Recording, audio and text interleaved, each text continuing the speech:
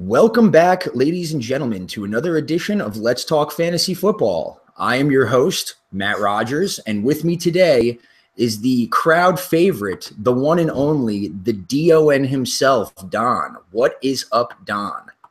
What's up, Matt? So I'll just, as you could tell from Don's curt response, I'll just address the elephant in the room right away. If you're a longtime listener of the podcast, you know that Don and I already have a lot of tension when we are in the same room together, even if it's a figurative internet room. But this last week, we played each other in the Let's Talk Fantasy Football main league. And what happened, Don? I know I got the victory, but what was the margin of victory? Could you you want to tell the listeners? Nope. The margin of victory was 0.04. It was fucking hilarious. Fucking cool. I've been roasting Don for like days, and I apologize, but I hope that Don, you got anything to say? He had Aaron Rodgers going into the game. I was hoping that earthquake was going to be more than a 0.04 on that Richter scale, so you could fucking fall in the cracks. Yeah, so Don almost went and changed his nickname to the DEAD because after that victory that I had, nobody heard from him for days. It completely went dark. The Packers lost, and I literally beat Don by one passing yard from Aaron Rodgers on Sunday night. And he was questionable for the entire season and possibly the foreseeable future. Yeah. Well, revenge week on a very more bitch league. Yes, Don. We expect that you hopefully will have a good comeback. To capitalize on that, I'm going to take a moment to brag.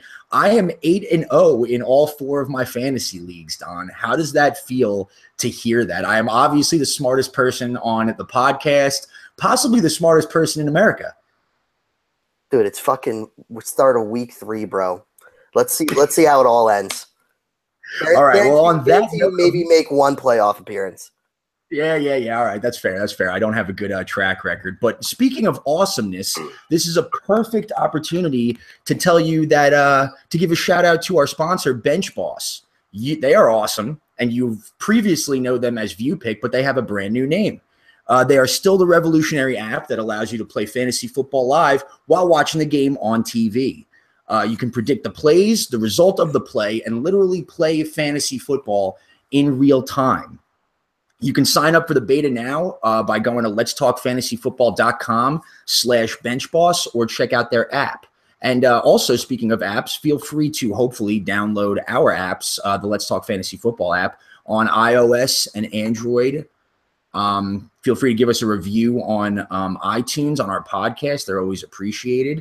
And Don, without further ado, let's get into a bit of an outline of what we're going to do. We're going to be previewing the Week 3 games. I hope you guys listened to Walsh and Vinny's recap. It was cool, but also lame, and we'll get into why later because they started to call me and Don out a little bit, which I did not like. Yeah, but we're going to give you some more clarity on some injuries that happened. Vinny and Walsh tried to cover it, but there wasn't really a lot of news when they recorded. So we'll try and update some of the info they had. We're going to be breaking this podcast, the Week 3 podcast, into 2 parts. So we don't give you one like long 4-hour rant of me and Don just screaming at each other in high-pitched voices, which is bound to happen at some point.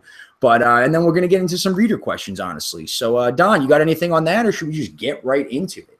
No, that's cool, dude. So Don and I are recording this game, recording this podcast as the Niners-Rams game starts. So by the time this gets to you, we will have nothing useful for you on it whatsoever. But since the Rams are up 7-0, let's do a quick pick 'em, Don. I'm going to go with the Rams. I'm also going to go with the Rams. Awesome. Don, you are smart like me. So that we got the Thursday night. We won't be able to help you out there, but let's get right into the games of this Sunday. We got our first London game of the week that kicks off at 9:30 Eastern time. So get those lineups if you're going to be hungover on Sunday, like probably most of us are. Get those lineups in Saturday night. Cheerio, Don. Come on, give me your best British accent, Don. I want to hear it. Say 0.04 in a British accent. No. All right. Cool. So it's Jacksonville at Baltimore. Well, not really at Baltimore. They're in London. But Baltimore is a 4-point favorite. Let's get right into the Jaguars here, Don. I've been reading up that people are are quantifying the Jaguars as having some experience in London games, and this is the Baltimore Ravens' first game playing in London. Like, that's gonna fucking matter. I don't think it really does. It's a home game. What's up? Yeah, technically they're considering it a home game. Yeah, not really. But to get into these Jaguars here, we saw how they looked without Allen Robinson that first game back. What do you think about this Jaguars passing game? We got Marquise Lee, got a shitload of targets. 12 targets. Yeah. So, what do you think about them going forward into this matchup with the Ravens? I mean, they're not going to – Baltimore's played pretty well, so I don't think – because Marquise Lee and Allen Hurns actually had two fantasy-relevant games. You know, it's going to be a little bit dialed down with going against Baltimore. But that's got to be pretty promising now that Allen Robinson's down. The two of those are going to get 2 shares. So these are 2 guys that should certainly be on teams now. I know Marquise Lee is not as big of a home or big as a name as Allen Hurns, but he should be someone that should be off your waivers by now. Yeah, they should definitely both be owned. It's really funny that they're going against a Ravens defense that already has 8 interceptions on the year. And guess who the fuck is throwing the ball on the other side? Blake Bortles, the king of interceptions.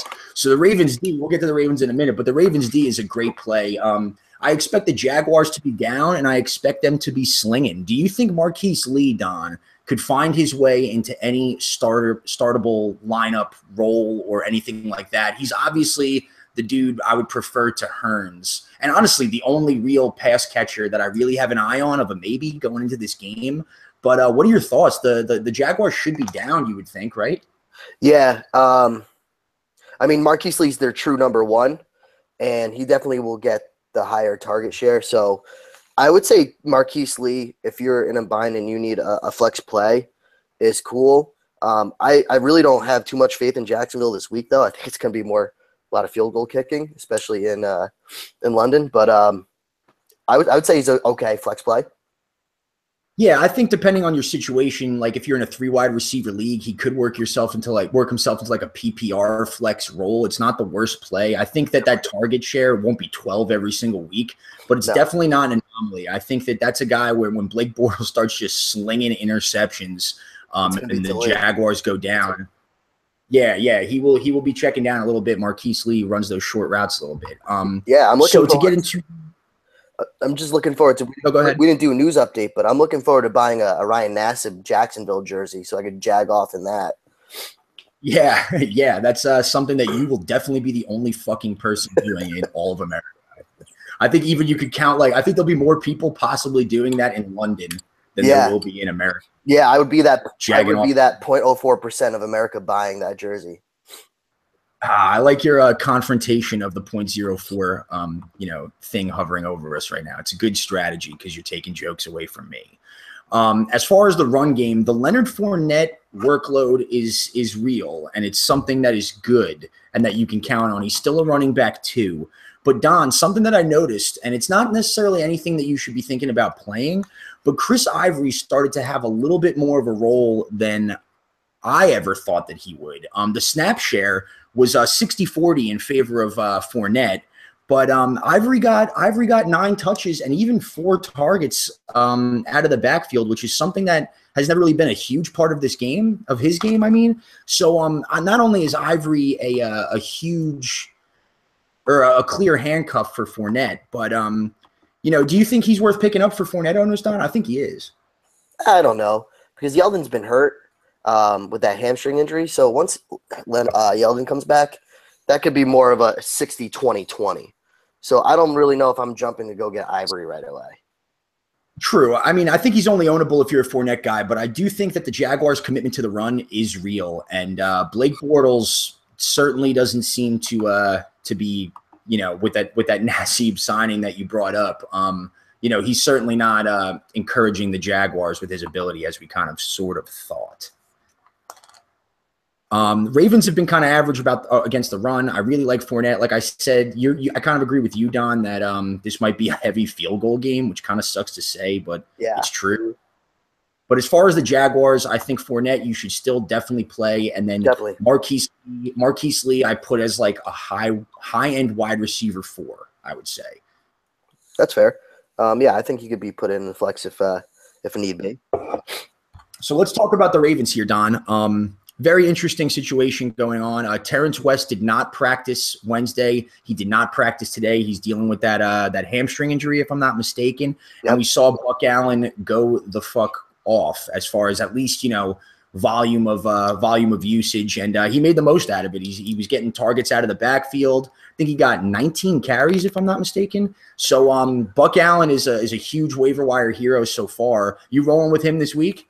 Yeah, so it was 14 times, and he's still, especially in a PPR, he's still catching. He got 6 targets too, so that even brings up even more value for him. So I'm definitely playing Buck Allen. I think he's a good RB2 play. Yeah, definitely overthinking. I put Buck Allen as a definite RB2. Were you gonna say something else on him, or no?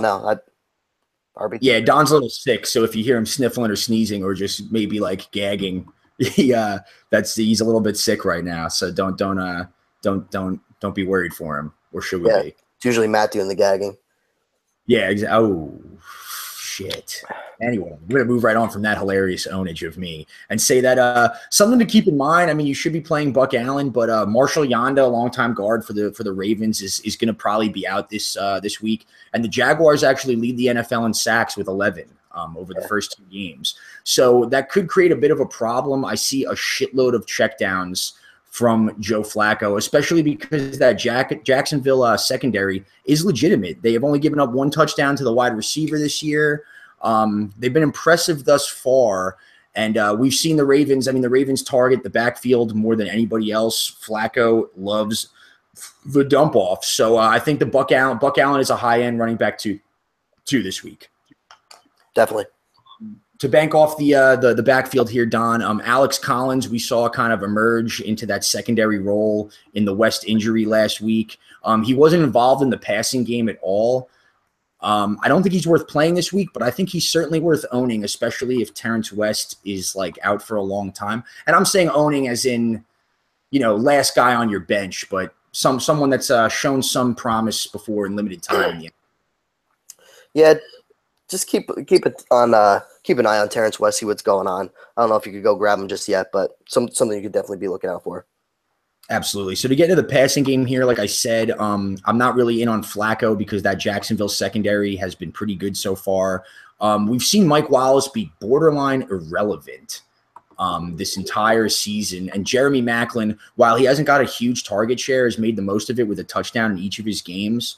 Regardless of that, Don, what is your outlook for Maclin? Because I'm sure a lot of people, you know, that aren't like watching a lot of Ravens games might think that Maclin is having a stud year when it really seems like these 2 touchdowns are sort of fluky. Yeah, I mean, his target share is really not that high. Again, if you remove the touchdowns for both games, you are borderline dropping Maclin. I mean, if you're in a standard league, at least. He only had 31 yards against Cleveland last week. He's going against, and I'm not trying to discredit Cleveland. Cleveland has a decent defense. Now they're going against Jacksonville. Then they got Pitt, and then they got Oakland. So they got some tough defenses that they're going head against. So you got to hope that he's going to keep catching touchdowns. But his target share is not as high as you would hope. Yeah, no, you're right. I mean, Mike Wallace catches each of those touchdowns, you know, instead of Maclin. Like you said, Wallace is the guy to own, and Maclin is the droppable guy, as we've said Wallace is. So yeah, I mean, Mike Wallace hasn't done anything just yet, so you can leave him on the waivers. But that if he does take waivers touchdown, does make Maclin a little irrelevant. Right, absolutely. And we saw last year Mike Wallace have a weird year of low yardage each week, but steadily catching 1 touchdown in each game, and like Maclin kind of seems to be doing that. So I'm bumping Maclin down to a wide receiver 3. I think that you should probably still have him in your lineup going forward this week. But I mean that would mean if you have, I assume that most leagues are 3 wide receivers, or their PPR and play a 3rd wide receiver in their flex. So I'm saying that if you have a bunch of if you're feeling good with certain matchups, there's some questionable receivers that we'll talk about later, like on the roster bubble or the lineup bubble, I should say, that could sneak their way in. But I still think Maclin is a wide receiver 3.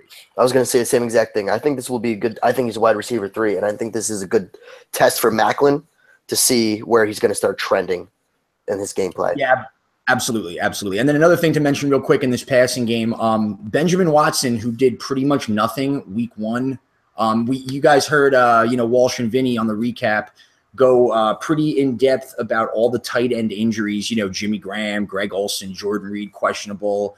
A lot of guys banged up. I think that Eifert, guys like that. Benjamin Watson had 8 targets, caught all 8.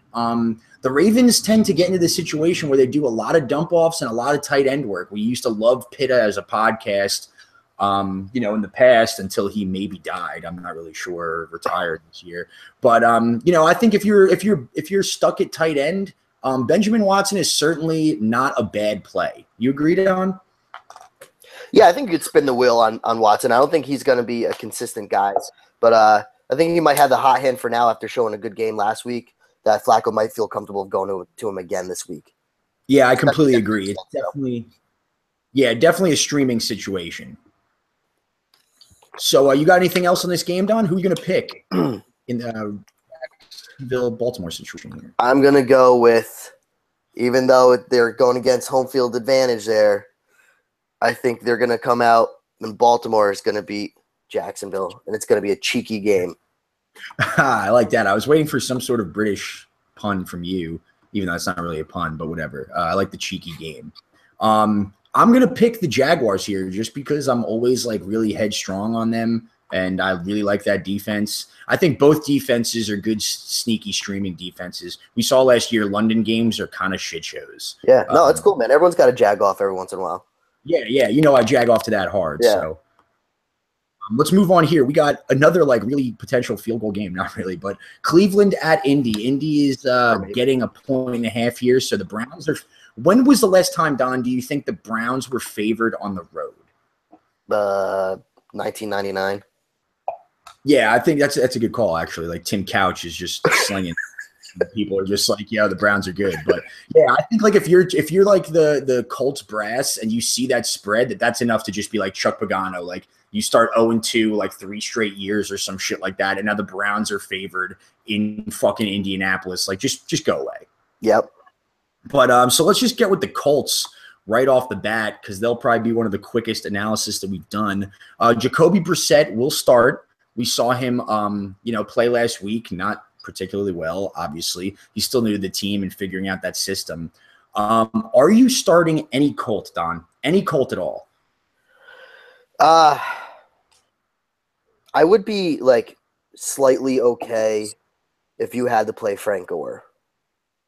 Okay, because I was going to say that's the only one that I'm kind of into, and what's your reasoning? Because he still rushed for 14 times, so he's still the number 1 back. Marlon Mack apparently has got some injury issues going on right now, so he still got the lion's share of the touches, and he did go and get a touchdown. So I mean, this is something where if Indy even gets on the goal line once, it's most likely going to Gore. So I think he's going to scrap enough points to have good fantasy value. Yeah, I don't hate it. Hopefully you're in a situation where you definitely don't have to. But if you're a guy that has Jordan Howard and who's another injured running back right now? Who am I thinking of? Well, I mean, DeMarco Murray's hurt. You don't know if he's going to go.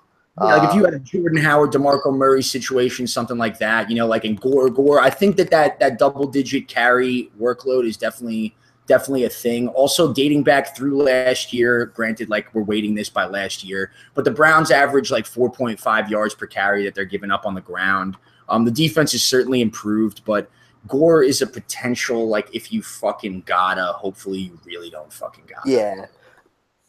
So the only other guy that I'm potentially considering, and it's because when a young quarterback goes to a new team and a new system, usually it's rookies, but Jacoby Brissett is kind of, I would equate him on that rookie scale. Yeah. Jack Doyle got 8 targets, caught all of them. Brissett seemed to look at him. I think he's potentially serviceable here. Again, in that tight end streaming, I put him on the same level as Benjamin Watson, Evan Ingram, who we'll get into later. And Jimmy Graham was the other injured tight end. Yes. Before, but I think that he's also in that streaming category. If you want to get a backup to Gronk, if you're worried about him, who will also get into his status later, I think he's okay. Yeah, I mean, I think that's cool. Between, you got Watson, that's probably going to be streamable. I mean, last week, a lot of people picked up Jesse James, who might not play this week. on top of the other injuries. And then you got probably some people picked up Witten if Witten wasn't already in your league. So I think the next guys on your waiver wire right now is something like a Benjamin Watson or Jack Doyle. And those are probably going to be your most reliable to play. So, and it looked good when he did catch all 8 of his targets. So that's good that Brissett already feels comfortable throwing to him. Yeah, I would agree. I would tier them kind of the same way that you were alluding to as well. If you're a guy that's still been starting T.Y. Hilton, don't. I hope that you finally learned your lesson. But Kamar Aiken was more targeted last week. That could be a product of the fact that they were playing the Colts, and Patrick Peterson has been a stud, which we'll get into later also. But don't play T.Y. Hilton. There's so many spot start wide receivers out there. I'm playing Marquise Lee over T.Y. Hilton. I'm playing some of these Browns receivers that we're going to get into in a minute, Rashard Higgins, over T.Y. Hilton. I don't like it. Stash him deep. When luck comes back, his value jumps like 25 in the position, but you're not starting T.Y., right? No. Absolutely not. So you with that, got to remember, he's a deep ball guy, and when you have like a new quarterback like that, they try to stay away from throwing deep balls like that all the time. So it's going to be hard for him to get what he needs. Absolutely. So to jump over to the Browns, as we just alluded to, let's get right into their wide receiver core. We saw Corey Coleman break his hand for the 2nd straight year. That's weird. Yeah, that is weird. It's really weird. Same injury and like a broken hand. Yeah, right. Weak hands. So with that, Rashard Higgins, we saw Kenny Britt. I mean, Vinny and Walsh described it perfectly. Kenny Britt, you're a douchebag. You're just not running routes and doing shit. He should not be owned in even one league. Yeah. I don't think. I'd rather own fucking Ricardo Lewis than Kenny Britt. But as far as the Browns go, we'll start there with Rashard Higgins. He saw 74% of the snaps and a shitload of targets last week, Don. He's a huge waiver, possibly the biggest wide receiver pickup going into the week. Are you cool with rolling him out there? Yeah, against Indy. Why not? It looks like he's going to be the guy to go to. Kenny Britt sucks. Corey Coleman's out. Kaiser had a game 1. He's going against a bad defense. I'm cool with it. Yeah. I mean, if you look at the Browns in the past, when they've had a receiver that like wasn't the 2nd and 3rd year of Josh Gordon that like made noise, it was always a young dude like Travis Benjamin or like Josh Gordon's first year or Terrell Pryor last year, like someone that was hungry with something to prove. And Rashard Higgins certainly fits that mold. And if you watched any of that game last week, he certainly seemed to be trying really hard, as Vinny put it perfectly on the recap podcast. So I'm all in on Higgins. I think you can run him in your lineup this week if you absolutely have to. It's worth noting that Vontae Davis did practice this week for the Colts, but that dude's old as shit, and I'm certainly not factoring that. Yeah, I'm not factoring that into – like, it's not like he's going to shadow Rashard Higgins. Like, if Vontae Davis – if Chuck Pagano, again, goes up to Vontae Davis and is like, you're active, I want you to shadow – Rashard Higgins. Vontae Davis should retire. And again, if the Colts press overhears that, fire Chuck Pagano. I don't know why Chuck Pagano still has a job, but that's a whole other issue. I don't either. That's funny. Yeah, I'm all in on Rashard Higgins this week. I'm sure a lot of people are. Yeah. So just again in the passing game, don't take the bait of a Browns tight end. We saw David Njoku catch his first touchdown. Seth DeValve has been a talked about like in the way Vance McDonald was last year. Does that make sense, Don? Like the last dude, like the 0-0 on our tight end roulette wheel, pretty much. Yep. Don't get into that. They're splitting the snaps, and just don't do that shit. I've seen like NFL Fantasy Live, the NFL Network channel. Adam Rank was like, play Seth DeValve and all this shit. I'm just like, dude, don't fucking tell people that. He also told people to get Stephen Gostkowski last year in the 5th round. He's an idiot. Don't listen to that. Yeah, you're right. Everyone's stupid, but as far as fantasy goes. Yeah. But Rashard Higgins is the only pass catcher I'm really into. Let's get into that backfield. Isaiah Crowell has been disappointing as fuck. Vinny, you own so much Crowell, and that's so funny. He's eating some Crowell now. Yeah, dumb. Yeah, he is. That being said, he's a good start this week, right? You would hope if you own Crowell, especially as much as Vinny does, you got to hope that it at least does something against Indy.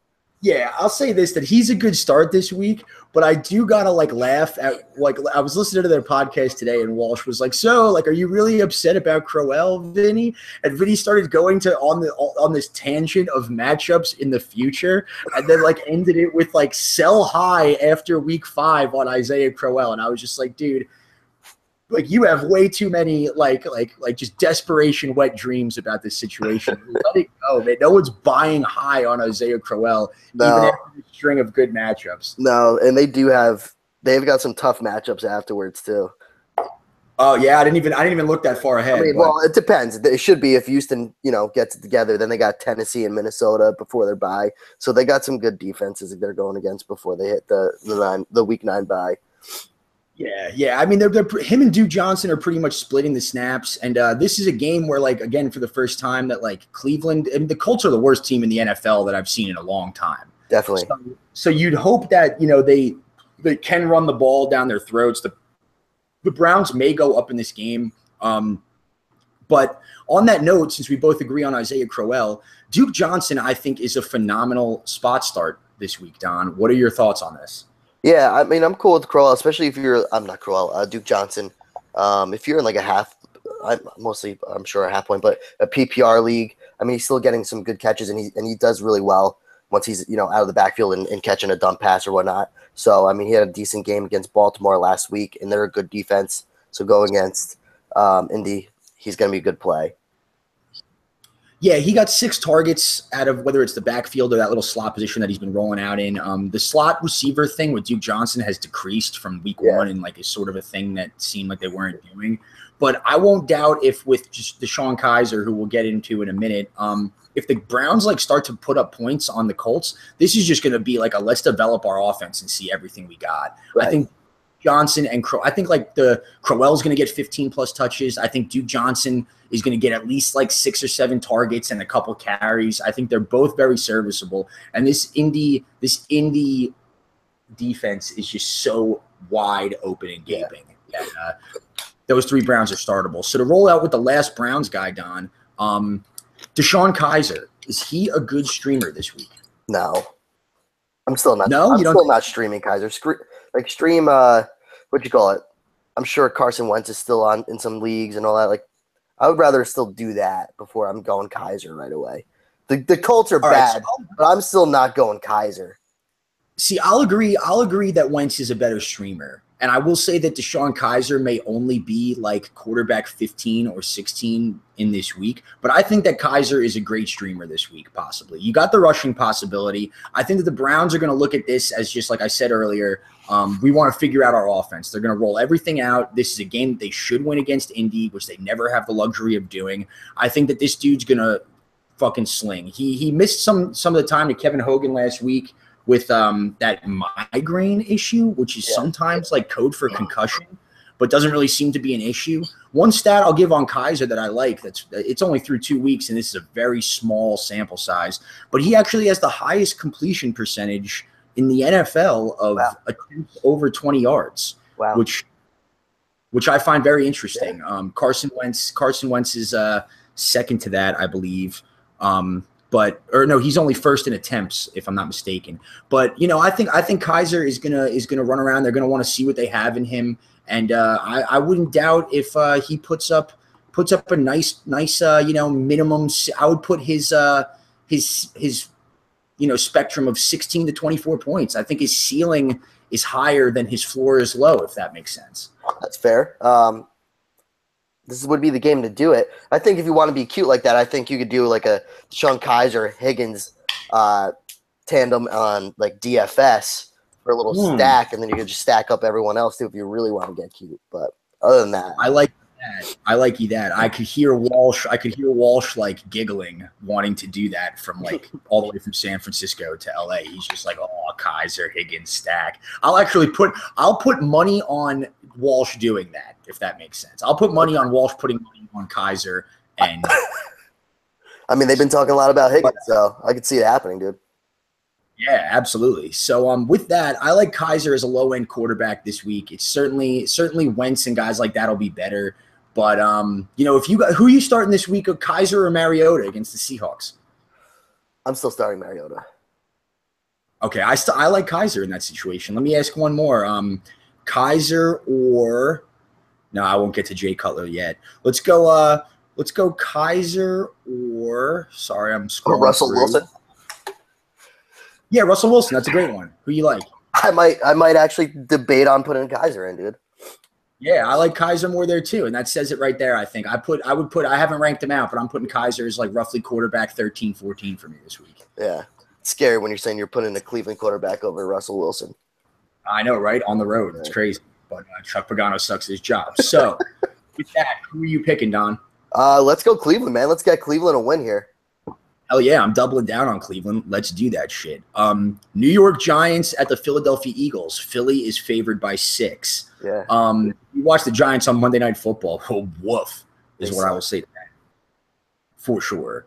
So on that, banking on that point, Don, is any Giant but Odell Beckham Jr. even ownable, let alone startable? Are you jumping on the Ingram train? Yeah, so I think he's ownable. But apart from him, because I want to get to him in a minute, what do you think as far as other guys? You think any of that backfield is even? No. I think No, you don't. The backfield sucks.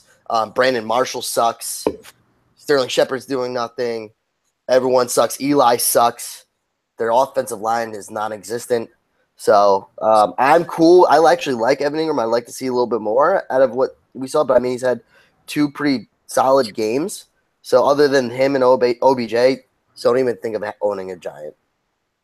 Yeah, I think Ingram is worth streaming on that level that we were just talking about with Benjamin Watson. I think he's a little bit higher than that. I prefer him to Benjamin Watson and probably Jack Doyle. I mean, that touchdown that he had against the Lions was completely blown coverage. Yeah. But you can tell that he's got skills. And he actually almost had another touchdown until I forget the secondary guy came and made like a I think it was Darius Slay, made like a phenomenal play to knock it out of his hands to one for an instant. But and the Lions are also historically bad against the tight end, which we'll also get into later. But yeah, I like Ingram as streamable. As far as you were right, Brandon Marshall looks old as shit and absolutely terrible, right? This is like the year where it just hits that veteran receiver where they just can't do anything anymore. Yeah, we've seen that. We've seen that before. I will say that Sterling Shepard is still potentially ownable, but definitely don't have to. Yeah, that's fine. Maybe I was just getting a little outrageous. As far as the backfield goes, people should be off the Paul Perkins train by now. You made a good point that Giants O-line literally doesn't exist. It's not there. They're killing their defense. There are traffic cones wearing blue that are just literally rolling around. With how bad they are, they're just killing the Giants defense because they have to be on the field at all times. Yeah, absolutely. So to put it in some sort of context, the share of the carries also is all over the place. Orleans Darkwa is working into the mix a little more than we thought. And for some people that thought that like Shane Vereen was a possible like PPR deep play, it made sense in the past. But first, let me say this, is that the 2 longest rushing plays by the Giants last week were by Orleans Darkwa and then fucking Sterling Shepard. And they were for like 12 and 11 yards respectively, I think. So that says it right there. And then as far as Vereen's PPR value, he had only 3 targets in a game where they were really, really down, like pretty much immediately. Right. And he only had 30% of the snaps. Dude, and I want no part of this Giants backfield literally fucking at all. At all. At all. So don't not only do you not start him, I think every Giants running back is droppable. I would own Ingram over Shepard, and OBJ I'm pretty nervous about as well too. He looked weak as shit. Yeah. They're saying that he's going to get more looks this week, but they always say that. So I don't know. I would be nervous if I'm an OBJ owner as well. Yeah. I mean, you still got to throw him in your lineup. I'm not saying that should. No, he's playable. It's not on him, but their offense is just that bad. You kind of got to worry. Yeah, and you could tell that they made a conscious effort of running him on very short routes, even when they were down big. And like that's not great if you drafted him at like 5th or 6th overall in the first round or some shit like that. Like you missed a week and now OBJ is starting to like average 3 or 4 yards per target. Yep. That's not ideal, but you got to roll him out there. Agreed. So to run right into the Eagles here, let's talk about Carson Wentz. You brought him up before. Say some shit about Carson Wentz, Don. Yeah, I mean Carson Wentz has been surprisingly like good. He's had 2 very good games against Washington and Kansas City, who Kansas City's the #1 team in the league right now, apparently, and Washington's, not a bad team. So he's playing very well. So I think he's someone that you could either pick up and keep on your as a backup or start streaming him for sure because he's been playing very well. And they're going against Giants D. That's this week. That even though Giants D they've got good personnel, they're on there all the time. They're winded, so I think they could take a lot of advantage of that. Yeah, and to talk about that, big news going into this game is whether or not Janoris Jenkins, who's probably their best cornerback, I would guess, whether he's going to play. He did not practice yesterday, did not practice today, and that's Thursday. So that bodes well for Alshon Jeffrey. But before I get into Alshon Jeffrey, to make a point on Carson Wentz, I view him, he's probably owned in your league, especially if your league is bigger than 10 teams. But I view him as like the ideal solution to if you own like a Mariota or you own a Kirk Cousins or something like that, and someone that's struggling. I mean, I think you start Kirk, which we'll get into later on. But if you're like nervous, he's the perfect guy to complement that situation and see how it goes. Definitely. Dating back to week 8 of last year, Carson Wentz actually has the most passing attempts in the NFL. Wow. So at the very least, he looks more efficient this year than last year. Walsh made a great point that he started to throw a lot more deep balls. It's very apparent that he's more comfortable in this situation. I think that I'd be fine if he was the only quarterback that I owned. I think he's not only streamable, but he's a QB1. Low end, but a QB1. Yeah, I mean, I think he's top 5 right now in most fantasy leagues. So, right, absolutely. And like you made a good point too. That game at Kansas City might be his hardest matchup of the year, and he was serviceable.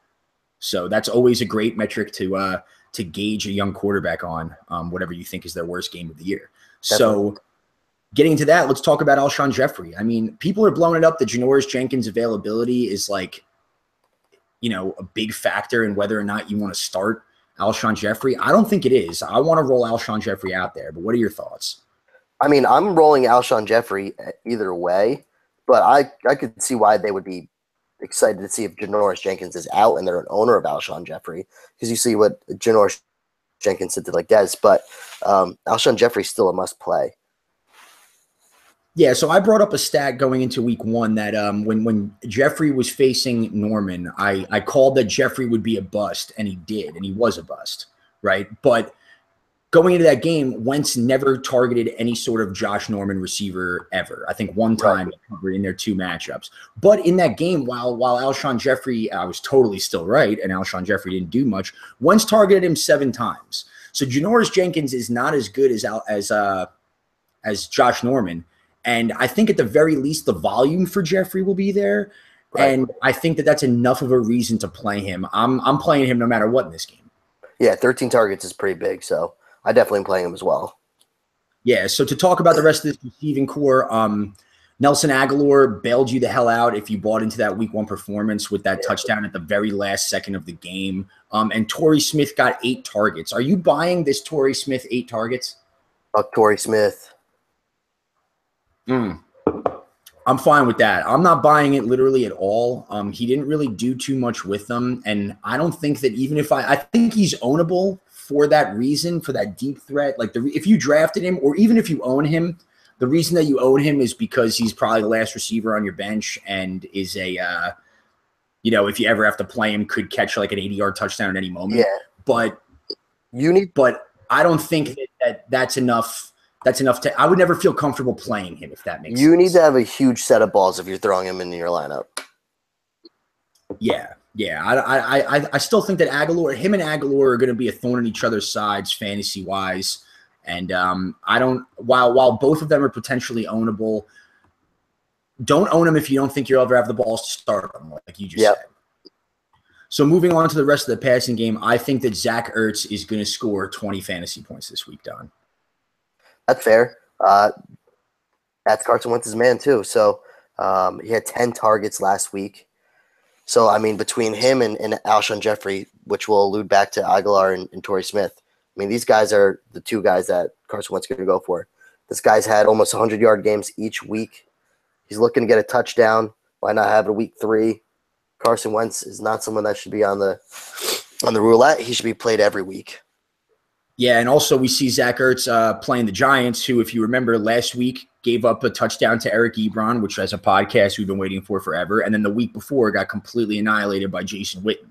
So tight ends have feasted off of the Giants already. Zach Ertz is coming into his own. I think he's going to end up being like a top 4 tight end at the end of the year, especially. And I'm not even factoring in the injuries that have already happened.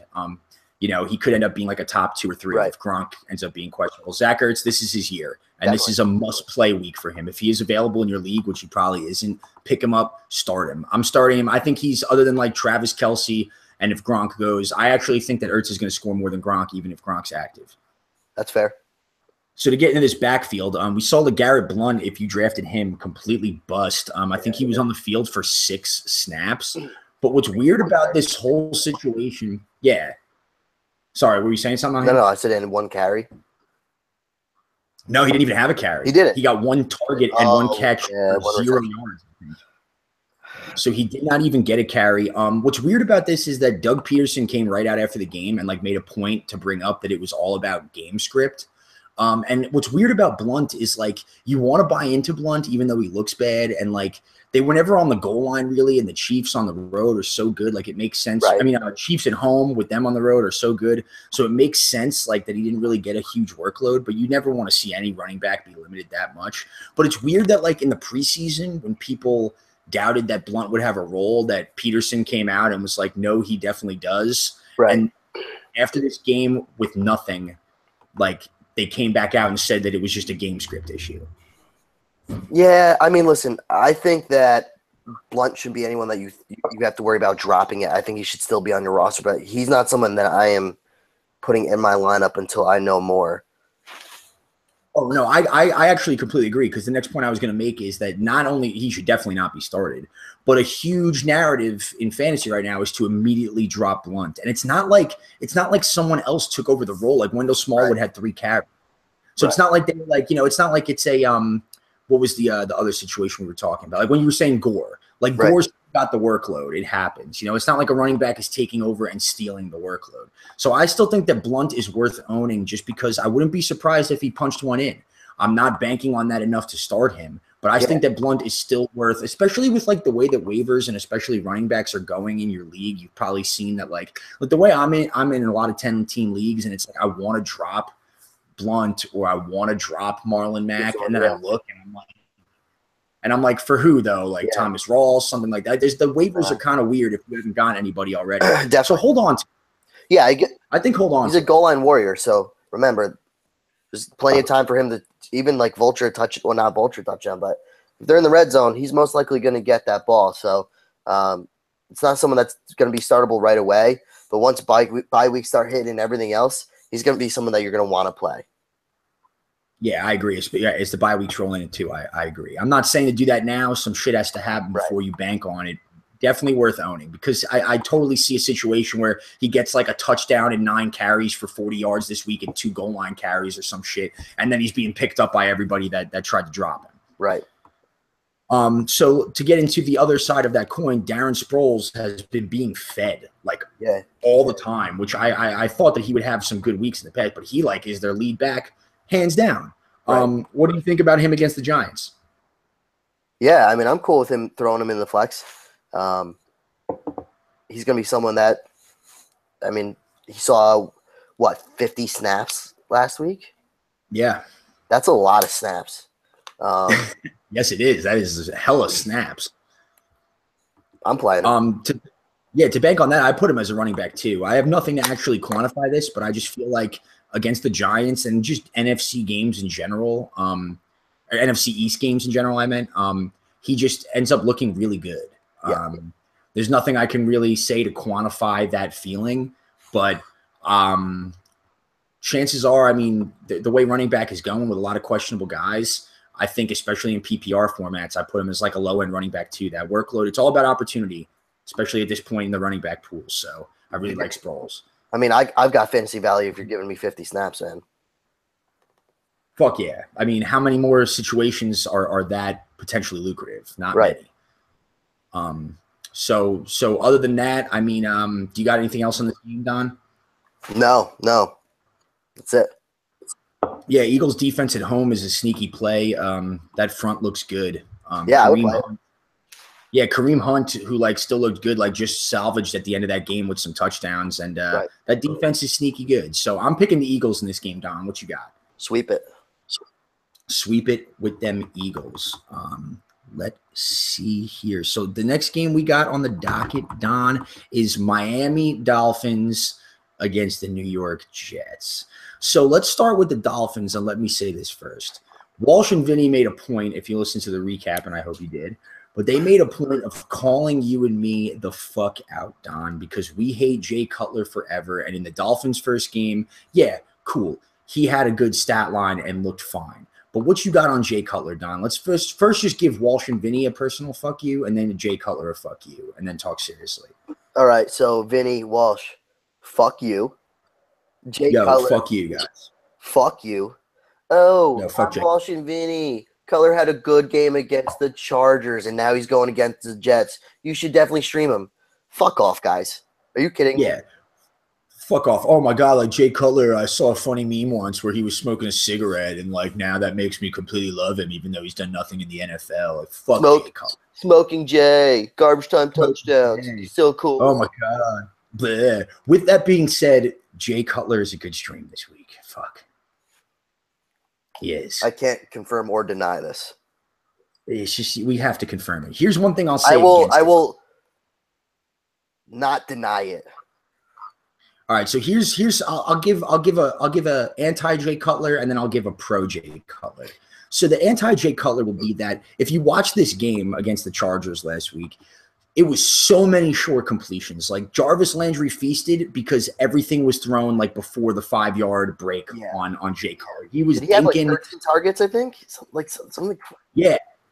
Something crazy. Yo, he was dinking and dunking. He threw up late in that game. He threw up a ball to Devontae Parker that should have been picked, and Devontae Parker bailed him the fuck out, stealing it. Devontae Parker intercepted it back from the cornerback.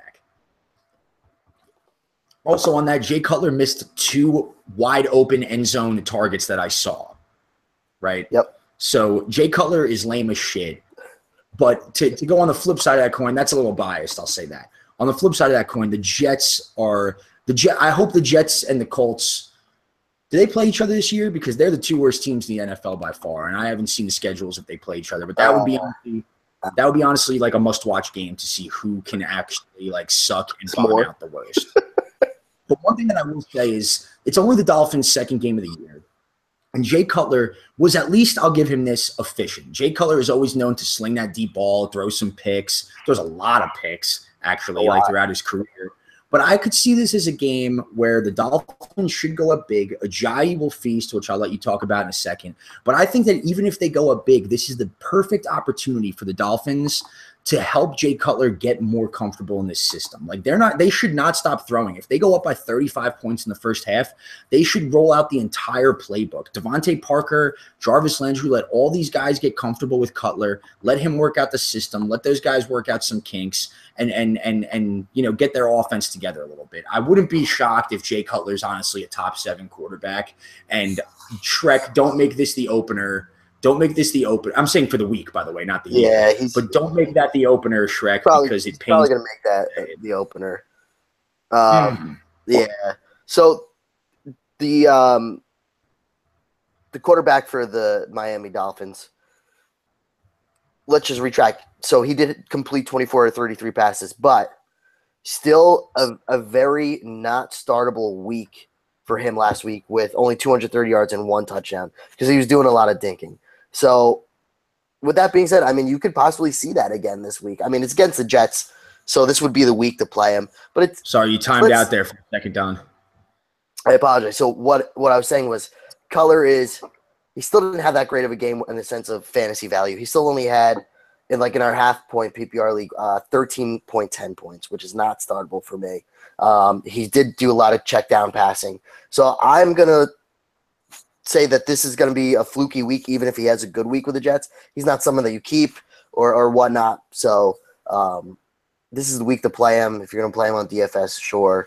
But again, that could mean more rushing for Ajayi or what else not. So we'll see. Yeah, I agree. This is definitely a start and drop situation. Like if Cutler even does well, like don't even fucking get the balls to think that you can like roll with him all year. But I will say this, that this is possibly the first time in my life that I will ever say or ever have said that I think Cutler's floor is pretty high, though I do think his ceiling is not incredibly high. You know what I mean? Like I would put, I wouldn't, I think that you'll probably get 20 points from him. Flat.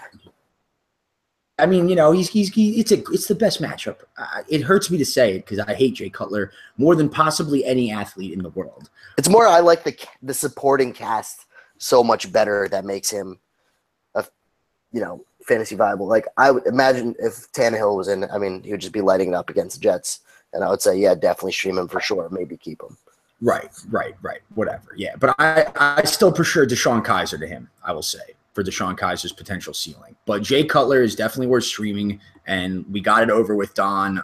Vinny and Walsh still suck, and let's move on from there. So to go on this path, the supporting cast that you've alluded to, it's pretty much we saw Kenny Stills have some production, but to me, it's just Devontae Parker and Jarvis Landry. For sure. What are your thoughts? For sure. You just got to stay up to date on both of them. It looked like both of the Parker didn't practice today. So you got to see, or it was limited practice, which is good. And the same thing with Landry. I'm sure they'll both play. Just keep up the tabs with them. Other than that, though, if they do play, which I'm sure they will, they have to be played. I think I'm still heavily invested in Devontae Parker. I think he's going to end up being higher in the year fantasy-wise than Land, even in a PPR format, because I think he's just going to have the most touchdowns and whatnot. But I think these guys are going to be really good this year. Yeah, you're right. I like Parker. This is the first time, too, that, like, even though it's just been one game where, like, there's been Devontae Parker hype, and then, like, he was getting targeted, and he looked good, and he was making some good catches. So I think that is real. Kenny Stills is worth owning. I don't know if I have the balls to start him this week. I would not be surprised if he caught a touchdown, but I just don't do it. It's just too risky. It's too deep. Week 2 or week 3, you should be better off. I don't know if he's worth owning. I think he's just going to be such a hit or miss. It's like touchdown dependent. Remember, he only had 2 catches against San Diego. Again, without that touchdown, we wouldn't even be talking about him right now. He's still going to be that third receiver against 2 wide receivers we think is going to be really good. So I'm not on the Kenny Stills train of even adding him yet. All right, yeah, you know what? As you said that, I kind of completely agreed with you, so you switched me, and fuck Kenny Stills. So to get to that backfield, there's not really much to say here. Jay Ajayi looked good last week. Oh, yeah. Rolling out. He's a top 5 play at the running back position this week, right? He's top 5 play every week. 1,800 all-purpose yards. You've heard it 1,000 times from me. It's going to happen. All right, relax. Sweet knee, bro. But anyway, speaking – which is why he didn't practice. Yeah, and obviously the Dolphins should be a pretty streamed defense this week. They looked really good against the Chargers, actually. That front is good. Yeah. I like the Dolphins' defense, possibly even as a top 10 defense going forward, depending on schedule. That's cool. So to flip it over to the Jets, the Jets are worth talking about, Don. We can actually talk about the Jets. The Jets are, by the way, getting 6 points in this matchup, so the Dolphins on the road are favored, as you would expect. Let's talk about any Jets that you're willing to play. We'll talk with the receiving game. Do you think the Jermaine Kearse situation is sustainable? I kind of like it. I think so. I mean, listen, I really don't hate McCown. And I think he's like a serviceable quarterback. He's been in the league for a while. So with Jermaine Kearse, he's definitely the most receiver, maybe offensive option in that whole team. I'm cool with having Jermaine Kearse picking him up on my team and seeing how he does. I'm not throwing in my lineup right away, but I mean, he's got some teams that he's going to be able to do well against. I mean, they're going to be going against Cleveland week 5. They've got Atlanta that I think he would be okay against, and there's some teams that he could do okay, and I think he would be McCown's number 1 target. So sure. Yeah, that's true. I'm not buying into it this week yet. I'd like to see it again because you look at that game and you see like 2 touchdowns, one of them very long. And then I look and I see 4 catches on 5 targets, 2 touchdowns. That's not a thing. That's not going to be a thing going forward. And the fact that they were so down in this game and Jermaine Kearse only got 5 touchdowns, I want to see it again before I'm willing to completely buy into it. As far as a start, I put him as a low-end wide receiver 4. definitely worth owning, but I don't think that you should see, Yeah, like, if you picked him up going into week 2 and that happened and you're like, hell yeah, I was right, I'm going to start him, I'd pump the brakes a little bit. yeah. Don't start him. I would be pumped to have him and see what he does. I think he'll be solid for McCown on that team. Yeah, he could be the garbage time king this year, but I definitely am not banking on it. I just wish that he got a little bit better of a target share in this romping by the Raiders on that last game. Yeah, So, I mean, there's not really any sort of Jets pass catchers that are willing to talk about. So let's talk about the backfield because you're never going to start McCown either. The Jets offensive coordinator came out and said that the backfield is now a 3-man committee, which I translate to, yo, everyone, don't fucking touch anyone in this fucking backfield.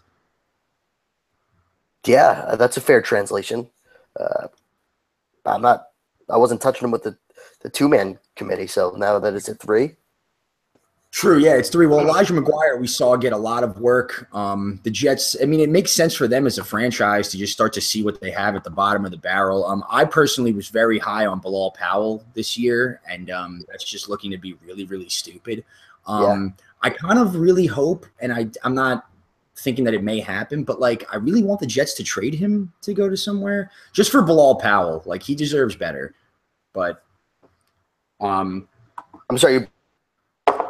what's up? Did I block out on you? I was saying Broke up. I just yeah, I'm just saying Bilal Powell deserves better than the Jets' current offensive situation, and I would like to see him go somewhere else. And it would possibly be like who of I the think him and Forte deserve better. yeah, it could be smart of the Jets to just trade him for any sort of draft pick. I mean, it's a waste. Definitely, definitely. Yeah, I mean, between him and Forte, I mean, Forte actually was pretty efficient, even though he really didn't get much of opportunity. I mean, he had 9 carries for 53 yards, and he almost had another 4 yards on 4 receptions. So overall, you're looking at almost 10 yards per touch. Oh So, yeah. Yeah, no, I agree with that. I just, the fact that also the Dolphins last week like scared the Chargers in a close game to only rushing the ball 12 times through their main 2 backs. I just don't think that any of them are playable this week. And honestly, I think they're all droppable. Just because like you want to navigate through the Jets backfield and their workload distribution each week, like in whatever matchup they have. Like, please, if your team is that bad, then just give up. yeah, I agree. Yeah. So with that, I mean, the only other thing I'll say on this matchup is that, and it's not really worth noting. Well, it's worth watching, but not anything on your fantasy team. Austin Severian Jenkins will return to this team after a suspension. It's something to keep an eye on. He's been pretty good in the past.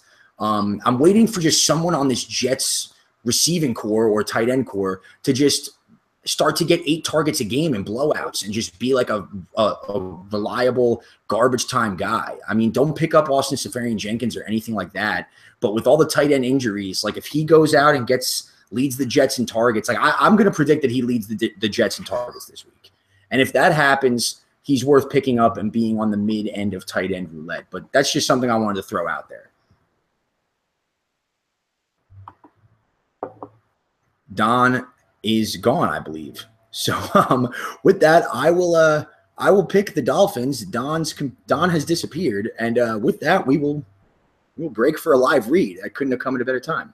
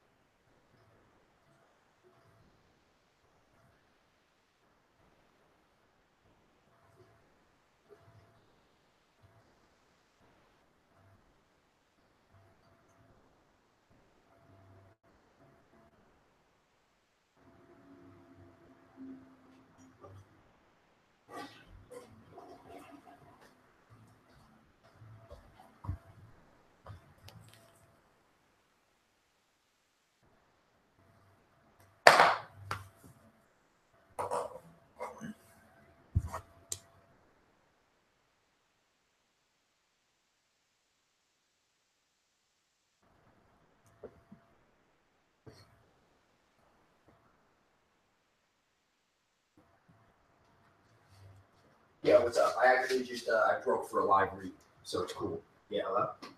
Can you hear me? Don? Don?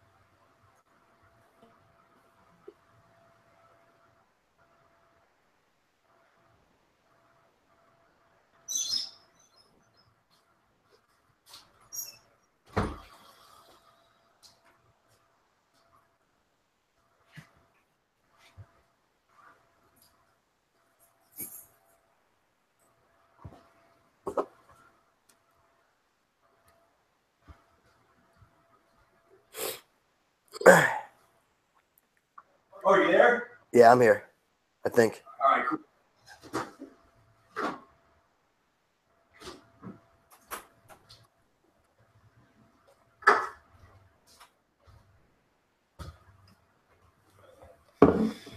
All right, cool. I texted Shrek. It was perfect because we were done with that game, and I was just like, we're going into a live read. Yeah. All right, so you want to just run it right back in? Yeah, I'm hoping this fucking shit doesn't happen again, but just keep your phone by you just in case like I just drop.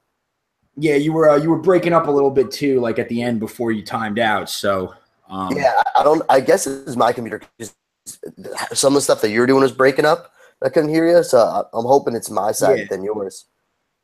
Yeah, well, what it is too. Well, I mean, it definitely is my side because it's fucking freezing and everything else. So yeah, and like with mine too, I'm recording it, so it'll be. But whatever. If it happens again and like you can't fix it, I can just rip the rest. But yeah, whatever. All right, so you want to just run right back in? Yeah, let's get in there. All right, and we are back. Don is back as well. He timed out for a second, but thankfully he is okay. Don, you want to just do your pick on the last one? I picked the Dolphins. I kind of thought you might do the same. Yeah, give me the Dolphins. All right, cool. So we're going to go right back into these games here. We got Denver at Buffalo. Denver is a 3-point favorite. Let's just jump right into the Broncos here. Don, we're going to get a couple reader questions about this later, but Trevor Siemian looks really, really good. What do you think about him as far as streaming this week? No. No, you don't like it? I'm not on that train yet.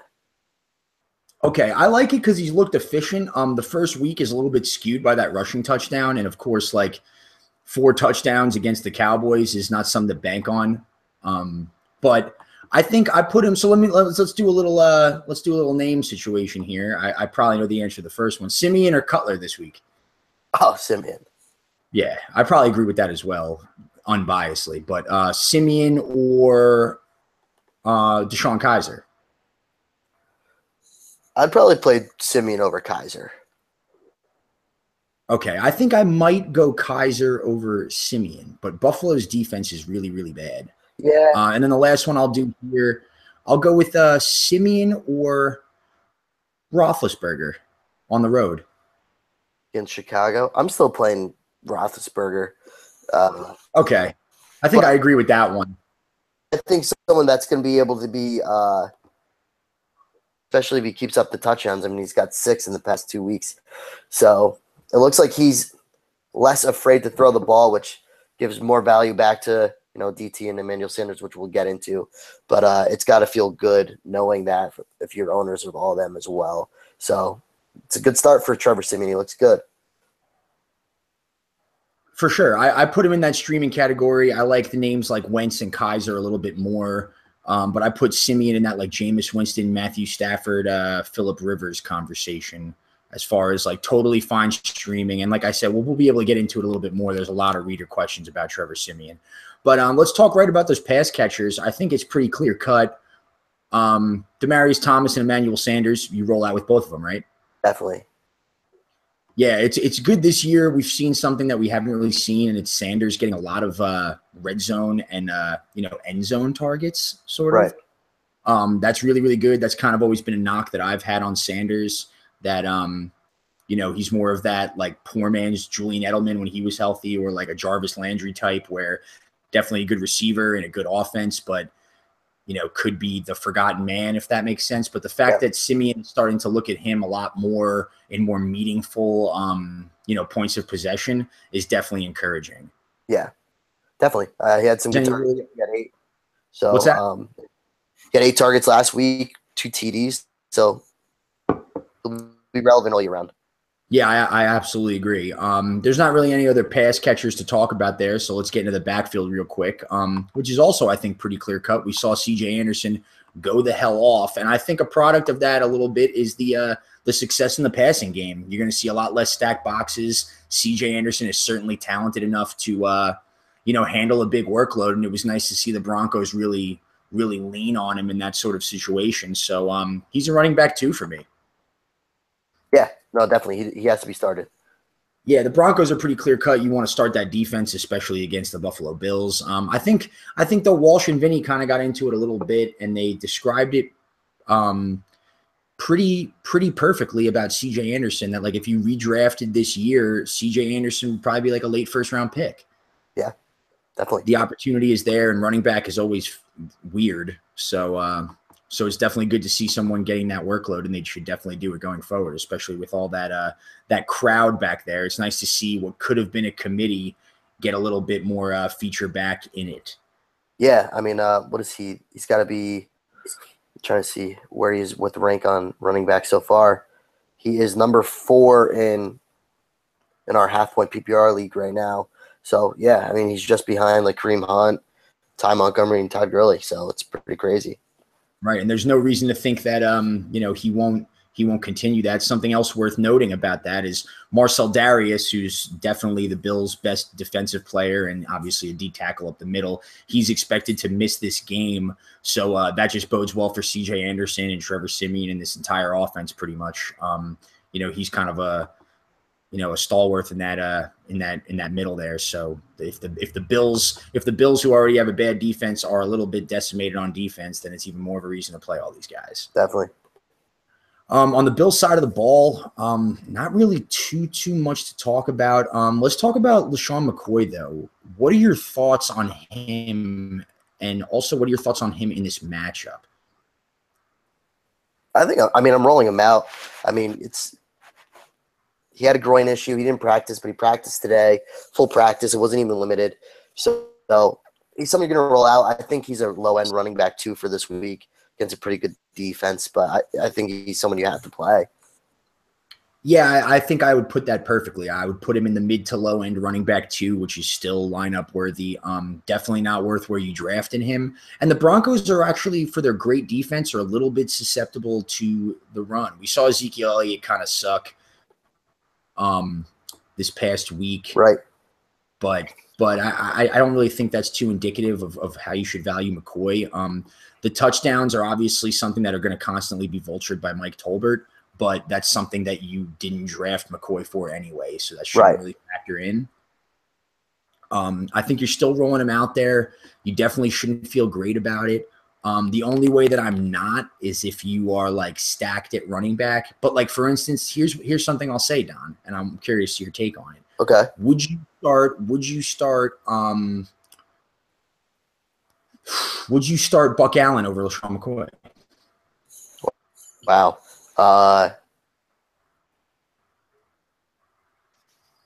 The chances of Buck Allen having a better game is higher. I agree. So I'm starting Buck Allen over McCoy. I'll say that right now. Yeah, I guess so. I mean, it's hard for me to say like I want to. Yeah, I would have to say yes. Buck Allen should have a better fantasy week, so yes. Right, but then we both also said earlier that Buck Allen's a running back too, so I like him. I potentially like Chris Carson more than LeSean McCoy. So if you're a team, say for instance, the only way I'm not starting McCoy is if I'll say you got a stud running back, say you're like I'm trying to think of what your situation could be if you have McCoy. So say if you have McCoy and Jay Ajayi, right? And then you got a Chris Carson, or you got or you already started Carlos Hyde, or like some sort of thing like that. I think like those spot start guys are a better play than McCoy, but I still think that unless you're in that ideal situation, that he still falls into that low end. You said it right, that low end RB2. Yeah, for the most part, I think like 96% of the fantasy owners of LeSean McCoy should still be playing him though. Yeah, absolutely. And also, how much would it suck to like kind of be hurt by him the first 2 weeks and then not play him, have it go well on week 3 when you decided to finally sit him? Yeah. Yeah. Plus, the Broncos should, I would assume, blow out the Bills. I would. That's my sort of thought. They should. And Shitty's going to be in there for that. Pass catching role on the back. So as far as the passing game, I'll just say right now, Tyrod Taylor against Denver. Enough said right there. Don't do it.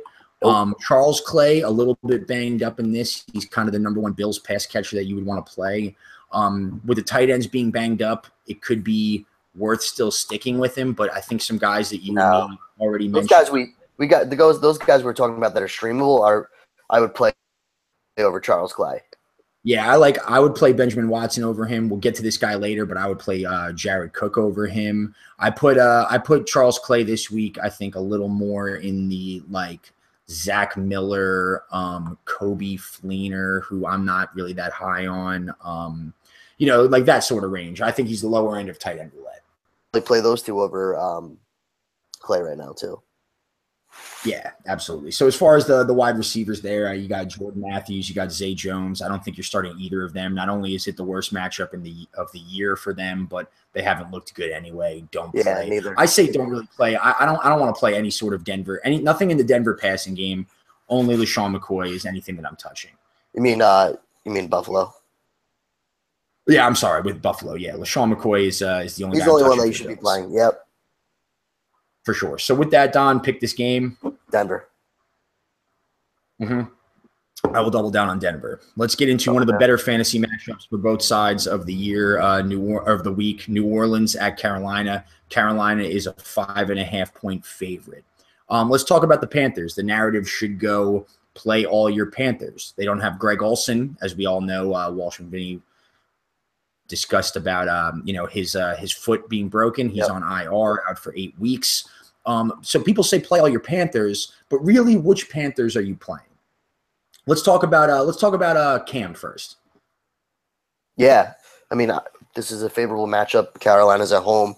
New Orleans defense sucks.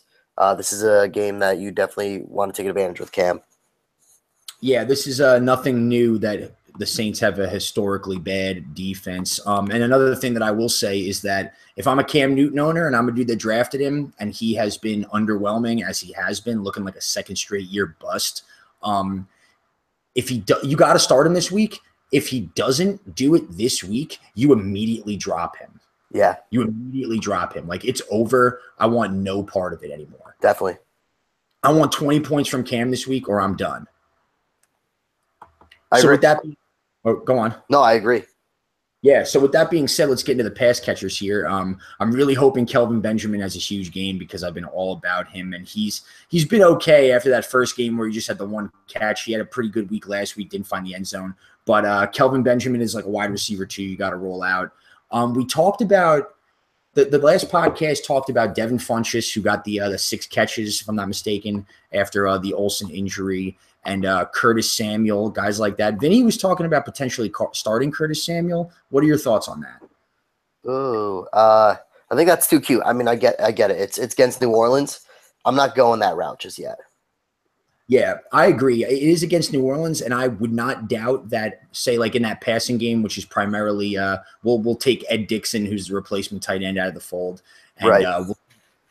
Other than Kelvin Benjamin and McCaffrey, who you would assume are their two best pass catchers. I wouldn't doubt if there's 110 to 20 yards and a touchdown left over from that part. I don't know how it's going to go between Curtis Samuel and Devin Funchess. Like, just because matchup doesn't mean that I'm like, I'm starting Devin Funchess this week. You can. It's not the worst call in the world as like a flex, low end wide receiver 3, high end 4, but I don't like it because if it unfolds that Devin Funchess gets only 50 yards and Curtis Samuel gets a touchdown, or McCaffrey finally does something and gets 3, that wouldn't be surprising either. Yeah, I can guarantee Curtis Samuel will be on Vinny's DFS lineup, and I think that would be more of the play of what you would do for him. But he's not someone that I'm going and throwing in on a lineup week 3. No, I completely agree. And I don't even feel that great about Funchess. I think Kelvin Benjamin is a definite. So let's roll that over to the backfield. Christian McCaffrey, we just talked about. He has also been underwhelming. If you're a McCaffrey owner, wherever you got him has not been worth what his production is. So what do you think about McCaffrey? Is he sort of the same situation as Cam, where it's like, you better do this shit now? Because I think, like, if you're not going to do it now, you're never going to do it. Yeah, I agree. Ron Rivera said that the backfield workload will be determined by the flow of the game or who's playing well, whatever the fuck that means. Game that Christian McCaffrey has to do well for you. I hope that if you took Christian McCaffrey in a PPR league, they do it. I don't really know what that means with the backfield workload will be shared by the full game. I will see that. I would say that the safer bet than Stewart, but this is kind of a for McCaffrey here. I don't think he's someone that you could drop, but I think he gets out of your starting lineup for sure.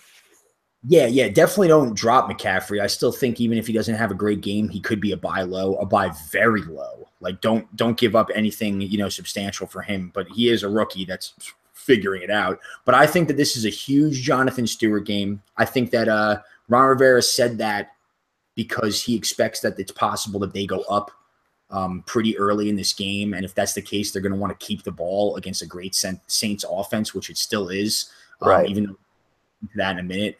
Jonathan Stewart's still been getting fed. I like Jonathan Stewart. I did preseason. I think he's going to get a lot of carries. The Saints have still been gutted on the ground. We've seen.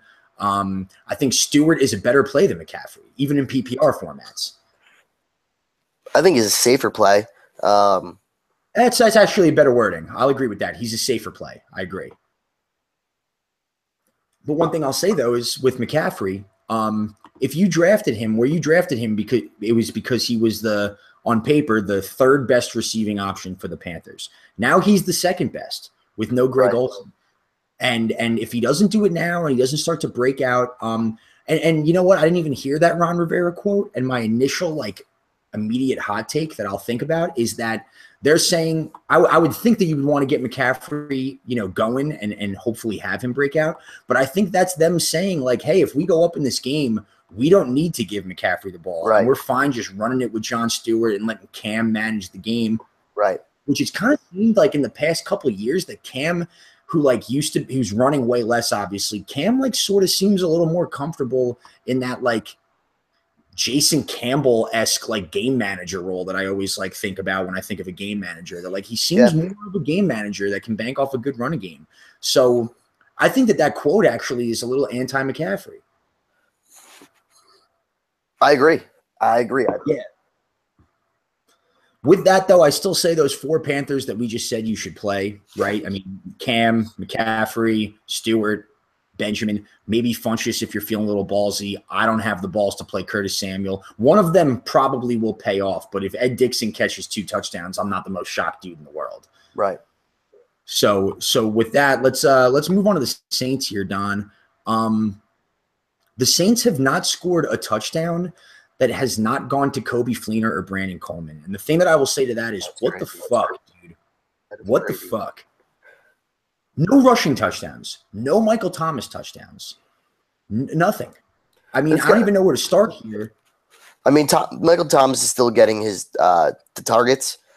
I think that this is the week that Michael Thomas finally does cash in on a touchdown, though. I would hope so, but here's another thing that I'll bank on the other side of the coin. So the Saints have not scored a touchdown that wasn't Coleman or Fleener. The Panthers have not even given up a touchdown yet. This year. Yeah. Granted, they played the Niners and the Bills, which are two of probably the 6 or 7 worst offenses in the league. But still, I mean, that's something to think about. If you're a Michael Thomas owner, where you bought him, what the fuck? I mean, you shouldn't own Adrian Peterson at this point, but even Mark Ingram went from a low-end running back too, I'm thinking, to barely flex-worthy. And this matchup, I mean, I do think you're right. I don't think that will continue through this week. I think someone other than those guys will catch a touchdown. But just, looking at the equation here, it's certainly not great. No. It's scary. Yeah, so with that being said, Adrian Peterson is obviously probably not ownable. But let's get into this backfield real quick before we talk about Michael Thomas and friends. Mark Ingram, what are your thoughts here? I mean, it's kind of like what you said about Bilal Powell. Just trade this fucking guy if you're not going to use him, man. I mean, he ran 52 yards on 8 carries. That's awesome. And then he had 6 yards per catch off of his 4 catches on Sunday. It's good, but they're just splitting it so it's nothing is fantasy relevant for any of the running backs there, and you can't really play them. No, and I want to know who in the Saints organization Mark Ingram had sex with their wife. Mark Ingram did something bad. He probably banged all their wives and maybe Sean Payton's mom too. Yeah, it's that much of a situation. He started to get the workload a little bit more in that last game that we saw, but Alvin Kamara is still a factor here, and he's been a hot waiver pickup. So I'll say this, Don. Alvin Kamara, are you willing to throw him in? And we'll just talk strictly PPR format because I think we can both agree in standard scoring, it's not worth it. But Alvin Kamara has been getting a shitload of targets out of the backfield here. Yeah, yes. PPR, he's got value. I wouldn't hate picking him up, but again, you got to have tempered expectations because you just don't know what they're ever doing with this backfield. Right. I mean, I think that his role is relatively, I don't want to say certain, but I think I think it's safer to assume that Alvin Kamara is going to get 8 to 10 touches more than Mark Ingram is, if that makes sense. I think he has a better floor. Yeah, he's got a better floor in PPR, and I think those targets will be there, but I don't want to touch it. I think if you picked him up off the waivers, you probably have some better options. I do think this game could be a bit of a shootout, and I wouldn't be shocked if he had a little bit better of a game. But I don't want to touch this backfield this week. No. Stay away. So let's get into the pass catchers. Where do you put Kobe Fleener in that tight end pool that we were discussing as far as Benjamin Watson, or is he a little more higher on the totem pole than that? Is he more like I would probably play. Well, I would play Kobe Fleener over Benjamin Watson. I think definitely over the Charles Clay that we put over there. I'd put him over Jack Doyle as well. I'm still even playing him over, I would say, Kyle Rudolph. I'm fine with Kobe Fleener this week. I think that he's probably going to be like a top 7 or 8 tight end of the week. Yeah, I don't want to like Kobe Fleener, and then I look and I'm like, wait, no other tight end caught a touchdown each week, right? In the NFL, like both weeks he caught a touchdown. So that's sort of encouraging, I guess. I definitely would agree with you that he's like lowest end tight end 1, like tight end 11-ish, if that makes sense. But I definitely think if you're going to stream a guy, at least when you stream him, if you stream, say for instance, a Zach Miller or a Jesse James or you even Kyle Rudolph for you, I think that if you play Kobe Fleener and he fucks you, then you can at least be like, okay, I made a okay decision now. Right. It's not the worst. The logic is there. Yeah. So I kind of agree. As far as the pass catchers, are you buying into the Brandon Coleman shit at all? No. Mm-mm. Me neither. Plus, we got Willie Snead coming back. Yep. One thing I will say is that Ted Ginn might potentially be droppable, just because that Willie Snead void. People were high on Ginn before the Willie Snead suspension really came out. As far as when I say high on him, I'm talking wide receiver 40. Right. But just the fact that that's been sort of what's in Snead's absence has been made up by, and Thomas's struggles have been made up by Fleener and Coleman and Kamara also, then that's even more of a reason that you can drop Ted Ginn. Yeah, Ted Ginn's not going to be relevant. Yeah, so you should start Mike Thomas still. I mean, you would expect this game to be a little bit more of a shootout. Hopefully the Saints get right, but I think that's all we got on that. And Drew Brees is a must start still. Definitely. So pick this game, Don. What you got? You know what? I'm going to give Saints, even though they're away. I'll have Saints score some touchdowns on Panthers, which they haven't seen yet. I'll give them the win. All right, I don't hate that, but I'm going to go with the Panthers. And let's get into our last game on this Part 1 podcast. We got Pittsburgh at the Chicago Bears. Pittsburgh is favored 7.5. First, let's talk about this injury situation. Jordan Howard, if you had him last week, he screwed you. I had him last week against Don, and thankfully the rest of my team is so fucking good that I still beat him. But Jordan Howard put up a weak. That's a weird thing to say. Lame week sounds a little bit better. Tariq Cohen still continues to look good, outsnapped him. But Jordan Howard practiced today and said that his shoulder, which was seen in a sling after that week 2 game, is fine. What are your thoughts on this Bears backfield? And if you had to play one, who are you playing? I'm playing Tariq Cohen. I'm not playing Jordan Howard just yet this week. I think even if he plays, his share is going to be a little bit more limited. Yeah, I agree. And I also expect the Steelers to go up really, really quickly on the Bears. And then if Jordan Howard's banged up at all and they're in more passing down situations, Tariq Cohen is obviously that guy for them. And it wouldn't surprise me if, Jordan Howard may be active. I'm not doubting that, but he shouldn't be finding your lineup because it's very possible that even if this is a close game, that Cohen gets a better workload. And then I think it won't be a close game. And, that's even more of a reason for him to not really see the field. There's no reason you should be playing Jordan Howard this week. Definitely. Right? Definitely.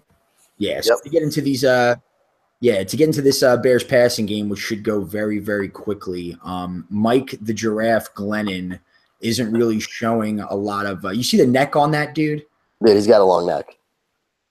Dude, he's got like a 3-foot neck. It's like something that I've never seen before. It's like an Avatar sequel or something every time the Bears roll it out there. It's freaking me out. I don't like it. But you would think a guy that looks you think the guy in the NFL that looks least like a human would have some sort of existential skills, going past the human abilities, and he just sucks. He does suck. Mitch Trubisky will be there probably by the end of the season. Sooner than later, I think. So the pass catchers there, Kendall Wright was a little bit banged up. He got a shitload of targets. He still seems to be the guy. I think he was limited in practice today, if I'm not mistaken. So he is expected to be a go. What are your thoughts on any of this shit? I think, to be honest, Josh Bellamy could be someone you want to possibly look out for maybe later in the season, especially if everyone continues to get banged up. He's not fantasy relevant yet, but, he's been very sneaky. He gets some good targets. He caught 4 passes last week for 51. He's been targeted over 7 times. I think he's someone that you can look after, but no one that you're going to start right away. I'm not even starting Kendall Wright. I'm not starting any pass catcher that's on Chicago unless you need to stream and you want to go for Zach Miller. Yeah, he would be the safest play. The only Bear that I'm starting is Tariq Cohen. But to your point of saying Josh Bellamy, while I don't think that I agree with you that he's definitely not startable and maybe even not ownable, but if you look at last year when the Bears completely bottomed out and sucked, that was when they were like, hey, we're going to see what we got in Cameron Meredith and Jordan Howard. Yeah. And they were both extremely fantasy relevant. So, it wouldn't be shocking to me if the Bears finally, go 0-4 like they probably should, and they put in Mitch Trubisky, and it's just yo, let's see, what Josh Bellamy has. Let's see, because Kendall Wright's old as shit. Let's see what Tariq Cohen has, and they just sort of, look to the future. So I do not hate that he has some future value. I'm saying pick him up if you are just looking for someone to pick up. You know what I mean? I got in one league Zay Jones or somebody, or someone shitty that's completely sucking, and I still think that you could hold on to him. But for one season redraft leagues, Josh Bellamy has just as much future value as Zay Jones. Right. So I don't hate that call. That's really all I got on the Bears. Right. So let's flip it over to the Steelers. Jesse James came back to earth in week 2. I don't really think that he should be in that tight end roulette pool that we talked about. But let's talk about these Steelers pass catchers. There's really only 2 of them. Yeah. Antonio Brown, he's probably been the most solid first-round pick for anyone this year. So whoever's an Antonio Brown holder, good for you. Yeah. Play Antonio Brown's an obvious start. One thing that I will say is that I think Martavis Bryant is actually a great start this week.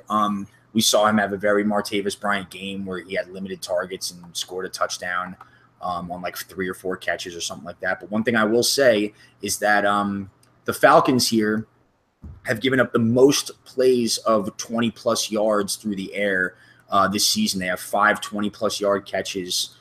I'm sorry, not the Falcons, the Bears. So the Bears, we saw Austin Hooper have the 2 really long catches against them on only 2 targets. They're susceptible to the big play, and Martavis Bryant may be one of the best big play dudes in fantasy. So I think that he's actually a good low end wide receiver 2, high end wide receiver 3 start. He's got some potential. But other than that, I don't really see much value or much to discuss on the Steelers side. We said we don't really love Ben. The matchup is good, but he's bad on the road. I put him in the Jameis Winston era. Yeah, I'm not trying to rush playing Big Ben. Someone I stay away from every year because he's just a totally different player. But Yeah. That's what it is. I think he'll have an okay game. Hopefully we see something better from Bell too. But yeah, your Steelers are pretty clear cut for the most part. So with that, Don, pick that game. I'll let you go first. I'm going to go with an upset with Chicago. Wow, that's crazy. I'm going with the Steelers. I like your style though. Let's get into some reader questions though here, Don, on the Part 1 podcast.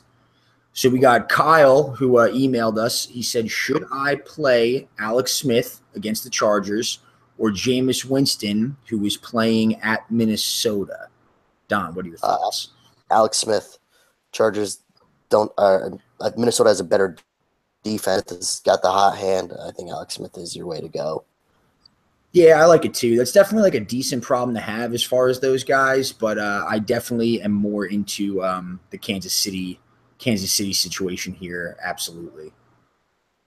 So let's go to the next question that we have here, Don. Hold on, let me find it. Work through this. Starting Lamar Miller, Mike Gillislee. Yeah, from Omar through the email, Lamar Miller or Mike Gillislee. Oof. Yeah, so let's see here. For some context, they're playing each other. It's they're in there. Houston is in New England. We're going to get to that a little later, but we'll discuss it. I mean, it's so hard to judge with Patriots backfield because they're really getting everyone involved. But they do like putting Mike Gillislee in the red zone, and he's been scoring touchdowns. I think a hand, and I would say go Gillislee. Yeah, it's a little bit touchdown dependent for Gillislee. You're gonna wanna hope that he scores a touchdown, and the Houston defense is pretty good in short yardage situations on that. But yeah, I'm gonna go with Gillislee. I think too. Lamar Miller has looked absolutely terrible. The Patriots should be up in this game. So when it's talking about low yardage, non really receiving backs, I'm going with the guy that I think will get the best chance at a goal. Close out. Yeah, he's the back that's going to be there in the red zone. So, yeah, let's go to this third question here from Bill Clark through the email. He's in a 0.5 12-team PPR, pretty much standard rosters. His tight end here is Jordan Reed. He said, I picked up Jared Cook off the waivers in the event that Jordan Reed is unable to play on Monday. Is Reed a good play, or should I put Cook in over him? I'll take this one, Don. I'll say that Jared Cook has had a pretty good start as far as targets go with the Raiders. It hasn't really been great as far as production, but he's been getting a lot of looks that definitely bodes well for his future production. I think that I would play Jordan Reed if he was active, but it's a good little backup situation to have. Yeah, I mean, if Reed's going, he's the guy to play. Better. It's funny. This is another matchup against each other. So if Reed's playing, I would play Reed. Yeah, I agree with that. I'm going to play Reed over him as well. So let's finish up these questions here, Don. From EJ on the email, he said, Week 3, what are your best 2 running backs to start? He's got McCoy, Crowell, Anderson, and Derrick Henry if DeMarco Murray is out. Don, what's your thoughts? CJ. I'll say this. I'll say CJ definitely. Yep. Who's Tennessee playing against again? We got Tennessee is playing Seattle at home. We just saw Carlos Hyde wreck them. We're going to get into that in the next podcast. But yeah, I think DeMarco, if he goes, if not, I think. Yeah, I like Henry. We'll get into Henry a little bit more on the part 2, but I would say C.J. Anderson for sure, and then it's a toss-up between McCoy and Henry for me, and I'm leaning Derrick Henry, regardless of Murray's availability, I think. Question 5 from Phil on the email: who's a better number 5 wide receiver for the rest of this year? I like your bench strategy there, Phil. But he says Tyler Lockett, Marquise Lee, or Cooper Kupp. So, Don, I'll start off with this. And when I look at all these guys, what I say when you're getting to wide receiver 5 range, right, the 2 things when I'm looking at bench wide receivers, I look at the best quarterback and the best big play potential. And to me, both of those fall into the category of Tyler Lockett. That's fair. I might swing towards Marquise Lee. He's been getting a lot of targets, but his quarterback is kind of suspect. But I think, I'll go with Marquise Lee as your 5th receiver. Okay, I like that. And then our let's see from Ryan. What's that? Being that he's the number one receiver on his team right now. Yeah, that's a good call. I like that too. But so let's go with Ryan on the email. Said he's in a 12-man PPR. He said, with Sam Bradford going through whatever the hell he's going through, should I sit Diggs and start Jermaine Kearse or Higgins, who I picked up off the waivers? His other receivers are Antonio Brown, and then it's Diggs and Baldwin. Don, what you got? No, I'm still playing Diggs. I'm not throwing Kearse or Higgins in there yet.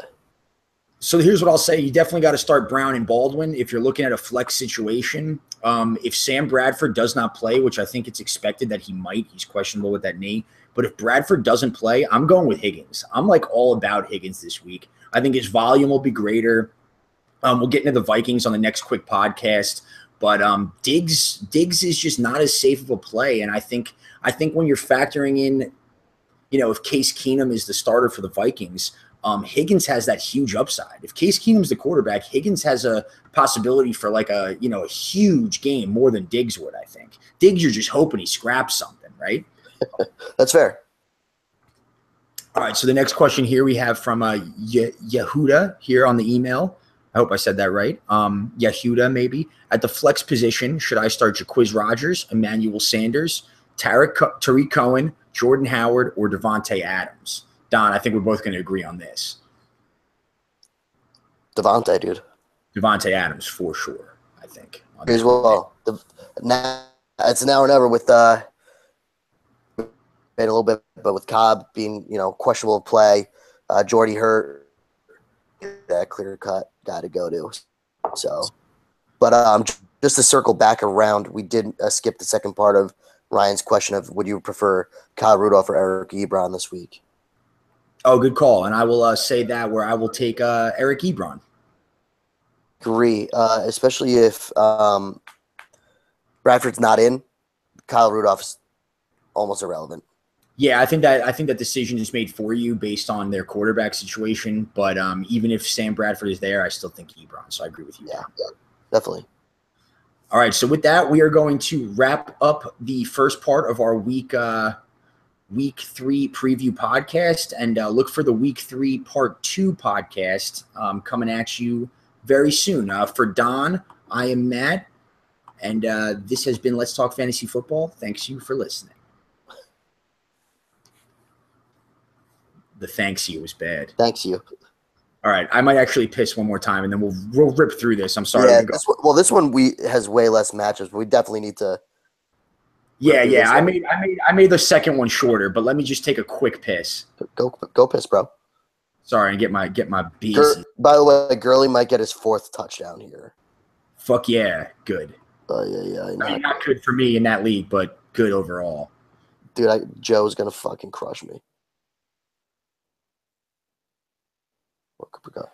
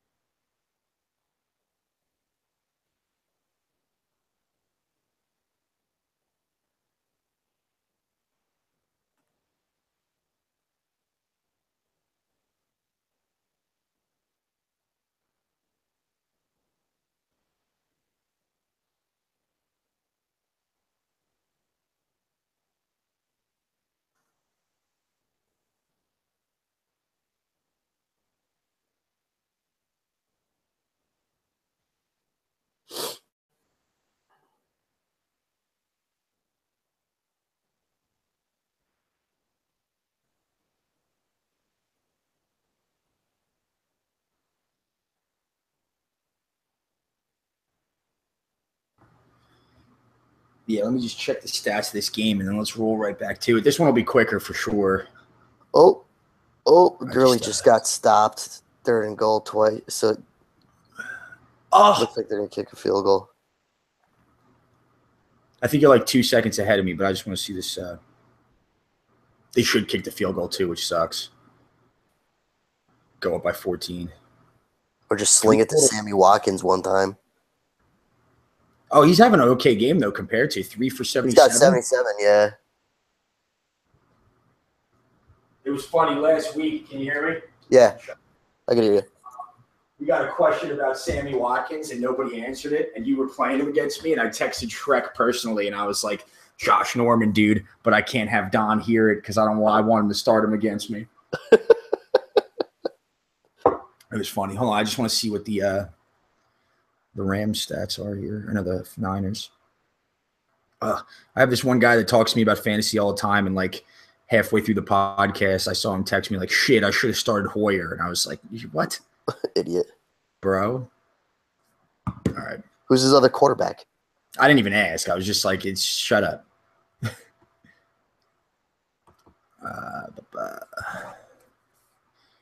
All right, let me know when you're ready. I'm ready, bro. All right, let me just – I got to scroll back actually to the beginning to get that view pick thing in. All right, I'm going to start it up. You ready? Yeah. Welcome back, ladies and gentlemen, to another edition of Let's Talk Fantasy Football. I am your host tonight, Matt Rogers, and I am with the D-O-N, Don. What is up, Don? Yo, man. Yo. All right, so me and Don are filming. Jeez. We're filming. Camera. Oh, my God, we're not. We are recording because we have faces for radio, for sure. We are recording part 2 of our week 3 podcast. Probably, hopefully, if you listen to part 1, if you're just listening to part 2, you're kind of weird. I don't get why you would do that. But me and Don are just going to jump right into it. Before we do that, though, I want to give a shout out to Bench Boss. You know them as View Pick, but they have a brand new name, and it's Bench Boss, and it's a sweet name because alliteration is sweet. They are still the revolutionary app that allows you to play fantasy football live while watching the game on TV. You can predict the plays, the result of the play, and literally play fantasy football in real time. So you can sign up for the beta version now by going to letstalkfantasyfootball.com/benchboss. Also, do it. Download the Let's Talk Fantasy Football app on iOS and Android, and feel free to give us an iTunes review. We really want them. We're desperate for any sort of validation or gratification or any nice words that you have, even bad words. Like, I would really love a review that says that Don really sucks and that Vinny is the most annoying person that you've ever known, sort of shit, right? No, not good on that. Well, review us. Listen to our stuff. Review us. Tell us what you think. Listen, man, check the reviews. They all have only good stuff to say about the DON. That's true. Everybody loves the DON. I even love the DON, but I never say it to your face. I just carve it into my wall in blood, pretty much, privately, because I can never give you the satisfaction. But yeah, please, we want to make this better for you guys, and we love your feedback. So keep giving us questions. We love answering them, and hopefully we help you out. So Don and I covered the first half of the week 1 games on the docket here. We're going to jump right back into to the games here. We're going to get some reader questions at the end, and let's get right to it, Don. We're going to go to Atlanta Falcons at Detroit Lions. The Atlanta Falcons are a 3-point favorite here. Let's roll right into the Falcons, Don. Matt Ryan has looked pretty good as of late. We saw them beat our Packers, which is really depressing last week. Ryan is looking like the quarterback one you drafted him as, but let's get into that passing game. We don't really have to talk about Julio, right? Play Julio. Well, one thing I do want to say about it, Matt Ryan, is he is passing well, but he's not getting the touchdowns that you want. So he's not even in the top 10 right now. So that's just something to look out for, because it seems like they like to, pound the ball in on the red zone between Freeman and Coleman. So they can actually vulture some touchdowns away from Matt Ryan.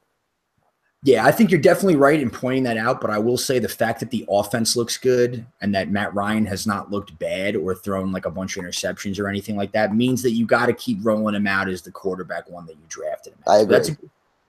That's a good point, though, because if, you took him in like the 4th or 5th round, which some people did, it's not great, but you shouldn't have done that. Yeah, with that being said, like if you're getting frustrated with him, you should probably still play him this week.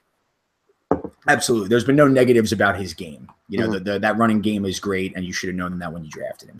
Right. You're definitely right, Don, but, quarterback, right? Yeah, I'm always right. Yeah, it's probably true. Yeah. So let's get into this passing game. We don't really have to say anything about Julio, right? You want to play Julio. Yeah. But let's talk about right? I mean, all right. So let's talk about Mohamed Sanu for a little bit. Didn't get a lot of love preseason. Not necessarily rightfully so, but kind of rightfully so. But he's getting the same snap share as Julio, and he's been targeted a shit ton. At this matchup at Detroit, what are your thoughts on throwing him in the lineup? Because I think Taylor Gabriel going into the year was drafted a lot more than he was. Definitely. And Mohamed Sanu is way better value. Yeah, I think like hindsight, like I don't even know why we didn't think of that. Like Sanu is probably the better player overall, but Sanu's definitely that number 2, and I'll go as to say that he'll get a touchdown before Julio this week.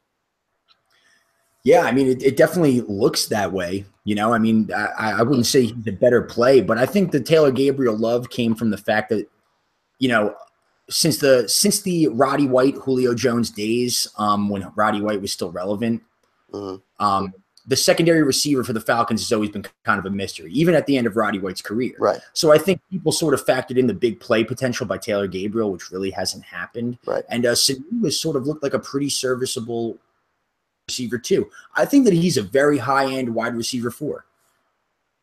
That's fair. Going into this week, I think you're right that it's very possible he catches a touchdown. He falls into that like probably flex-worthy range if you have to. Not as valuable in a PPR necessarily, but I don't think that's actually stupid to say because it's not really here nor there, his value in that situation. He's averaging the same sort of, 6-catch situation that goes on. So yeah, I like Sanu going into that with the rest of the wide receivers over in Atlanta. I think we can both agree we don't have to play them, right? Right. So let's get into let's talk about the other pass catcher there, Austin Hooper. We've talked a lot on the last podcast about some tight end streamers and tight end roulette. In the beginning of the year, preseason, I would say Austin Hooper was at the top of that list. Where do you put him now, and more specifically this week? Yeah, against Detroit. I mean, first week, not so good the second week. I think I'm rolling out like a Kobe Fleener or maybe even a Jared Cook over Hooper this week. Yeah, I'm not completely against that. I would prefer both of those guys actually over him over Hooper this week. The reason why is 4 targets all year. Yeah. Like, don't buy into that big 80+ yard catch or whatever the hell it was on that one play and shit like that.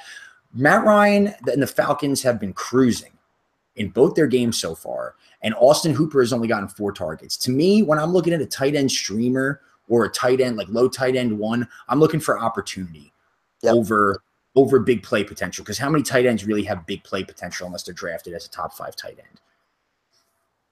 I don't like it. The fact that their offense has been so great and has only targeted him 4 times when Matt Ryan is thrown for like 300, 400 yards. The Lions are bad against the tight end. Again, that we saw last year, they got roasted by every single tight end they played, and they gave that big touchdown to, not a big touchdown, but a touchdown to Evan Ingram this last week on Monday Night Football. It was more of a blown coverage situation. I don't like it. I think there's a lot of better tight ends that you can play this week. Definitely. I'm not playing him. So as far as the running game, the only really questionable guy, you want to throw Freeman out there, obviously. Tevin Coleman, what are your thoughts on him? He's still rolling out that same complimentary role that we saw last year. It's a little less effective than it was. Granted, last year he was scoring a touchdown like every single game on big plays. But how do you feel about Tevin Coleman? Yeah, maybe in a deeper league, I'm cool with playing him. I think he's a very low-end RB3. I think he's going to give you maybe like 50 yards total, and you're hoping that he gets a touchdown. Yeah, I think that's a pretty good summary of what to expect from him. He's certainly not a bad play, especially logically. But with all the guys that Don and I and Vinny and Trek and Walsh and everybody on the last podcast talked about of these young running backs like Chris Carson or even Alvin Kamara, guys like that, I think that there's higher ceilings elsewhere on the waivers that, like, if you're in a situation where you have to start Tevin Coleman, you've probably gone to the waivers to try and fix your running back scenario, and there's probably better plays there than that, right? I mean, against the Packers where they put up 40+ points, it wasn't 40+ points, like 31, but they put up points quick. He wasn't really involved in that. No. So I kind of agree. I'd put him at I'd say it exactly like you did, like a low end running back 3. Yep. Anything else on the Falcons you got there before we roll over to the Lions? No, we can go right over through. All right, let's go right in. Let's talk about Eric Ebron first. This podcast has always loved Eric Ebron. He finally got his touchdown, though it was only 5 targets last week. What do you think about Ebron? I think Ebron's going to be hit or miss this year. I think he's someone that I'm gonna roll out even over like a Fleener Cook. I think he's still a startable, not just a streamable tight end. He did have a bunch of targets against Giants last week. So I think this will be a good test to see where he's at this week. A dead week 1 against Arizona. We'll kind of see if he still keeps up with the 5 or plus more targets against Atlanta. I again, as much as it pains me to agree with Don consistently, but I agree with that analysis. I think that he's better than that. He's a low-end tight end 1. I would temper – if you're playing him based off what happened last week, I would temper those expectations of, that he's going to score a touchdown necessarily. But I kind of – what Don was saying, I feel like, right, tell me if I'm right, that you're like – I think that there's a lot of weeks where Ebron could get 15 points. There's a lot of weeks where Ebron's going to get 3 points. Yep. I would pick him over those guys like Jared Cook and Kobe Fleener because I think that he's the most skilled tight end out of those guys. But yeah, I'm going to echo what Don said, and I'm going to say that definitely playable, but don't think that this is going to be a consistent, 60 yards and a touchdown thing for him. Yeah, I think you should just echo everything I said. Yeah, I'm never going to do that. And when I do, I'm going to specifically state it so people know that it's not a recurring theme. I'm going to be like, I'm specifically agreeing with Don on only this, and it ends after my sentence. But yeah, for this moment, I'm going to agree with Don. So as far as let's go with the other pass catchers here on the Lions, Don. We saw Marvin Jones get that touchdown and Kenny Golladay come back to earth with pretty much nothing. So hopefully you didn't play him. But between those two and Golden Tate, Don, what are you thinking here?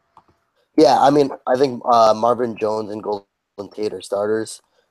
Kenny Golladay, you got to keep on your bench. I know that he's probably one of the hottest waiver pickups after week 1. I think he's going to be a big boomer bust. The main go-to guys are going to be Marvin Jones and Golden Tate. Yeah, Kenny Golladay is definitely a guy that shouldn't be seeing your lineup. Another thing I'll say is I don't really think Marvin Jones yet, too. I mean, he got 5 targets, 1 touchdown, 1 catch that was that touchdown. It was a pretty sweet touchdown. But I think there's a lot of leagues where he's not even very owned. And even if he is, don't throw him in your lineup based on that right there. I mean, this should be a shootout, and I wouldn't be surprised if he caught a touchdown. But have some better options, I hope, right? I mean, you're right. I mean, he's low on yardage, but I think that he's going to be someone that Stafford's going to be keeping to look at in the red zone. So it's up to you. He's not someone they need to throw in right away. He's definitely like a wide receiver 3 right now, but he's someone I think it's going to be consistent through the year. Yeah, I'm lower on Marvin Jones, and I think he's worth ownerable. I would say to not start him this week, but a guy that I definitely will start is Golden Tate. And if you've listened to this podcast or even, have listened to anything that I've said ever, which I hope that you possibly haven't, I hate Golden Tate. I don't want to own him ever. And I think that he's going to go the fuck off this week. Dating back through last year, the Falcons give up 110 yards per game to slot receivers, and that is absolute insanity. This game should be a shootout. Golden Tate is one of the best slot receivers in the league, I will say. And this game, just on paper, it's one of those situations where, like, because with me, I stress about fantasy so much, Don, and I know that you do too, and everybody on this podcast does. But when I'm deciding who to play, and we kind of talked about this with, I forget who it was earlier, with logical decisions, it's like putting Golden Tate because it's a smart decision of putting Golden Tate. Like, if you're wrong, that's not your fault. Right. The numbers are there. It makes sense, and you can at least sleep well knowing that you did. Like, for instance, if you're Don and you played me in fantasy last week and you played Tyler Eifert over Delaney Walker and lost by 0.04 points, you should lose sleep for years to come. But if you put in Golden Tate and you lose by 0.04, then that's okay. Like, you did the right thing. It's the right decision. Right, Don? Do you agree with that you're stupid and everyone else is less stupid? I'm sorry. My computer just broke up. You want to repeat all that again? Don conveniently times out all the time. I think we both agree start Golden Tate. So let's get into Stafford right here. Stafford, had a way better week 1 than he did week 2. It's weird to see the Lions do great offensively on the road and Stafford not really, be great. He's kind of a situation, though, with similar to Drew Brees and Cam and Matt Ryan and those guys where he's significantly better at home, which this game is, than he is on the road. Where do you put Matt Stafford as far as streaming or if you own him starting this week, Don? I would start him this week. I think it's going to be a shootout. I do too. I think it's going to be a shootout for sure. I put him in that quarterback 10 or 11 situation. Yeah, I think he peaks top within top 10. Yeah, stop me if you think that any of these guys you don't like before him. I still like Carson Wentz more. That's fair. I still like Dak Prescott more. That's fine. I'm okay with that too. I think I would play Stafford over Dak, but yeah, but I like Stafford more than the likes of Jameis, Mariota, Wilson, guys like that, right? Yeah, you kind of agree with that. Yeah. So let's get into this backfield then. I'm just going to start off. I'm going to take the lead here that I think Theo Riddick is going to go off. If you own Theo Riddick, I think that he is a high-end running back 2 this week. He's going to have a huge fucking game. This would be the game to play Theo Riddick. Look at the Falcons in the first 2 games they played. They played the Bears week 1. That was Tariq Cohen's breakout game. We saw him. The Bears ran him down to the wire because Tariq Cohen was catching all out of the backfield. They are so vulnerable on pass catching backs out of the backfield. It is ridiculous. Go to week 2. Ty Montgomery feasted on them. Absolutely feasted on them. This is where the Falcons are most vulnerable. They know it. The Falcons are without Vic Beasley. And even though Amir Abdullah is getting a huge workload as far as carries out of the backfield, Theo Riddick is the guy this week. Big time. Play him. He is a must start. I am sitting the likes of let's talk running back 2s here, Don. Throw me some names. I'm curious because I want to figure it out. I'm starting Theo Riddick over Dalvin Cook. I'm starting Theo Riddick over Jacquizz Rodgers. I'm starting Theo Riddick over who else we got? Throw I would play Theo Riddick even over like Buck Allen. I would play him over. Absolutely. We got definitely over Lamar Miller. Yep, I think I'd rank Theo Riddick over Leonard Fournette, guys like that. I was literally just about to say Leonard Fournette. Yeah. PPR formats especially, he is a top 10 back to me this week. It's just the logic is there. Yeah. I also think that I think both backs are startable though. I think that we saw what Ty Montgomery did to Atlanta last week. I think that Amir Abdullah being the main, I think that he's going to have back to value.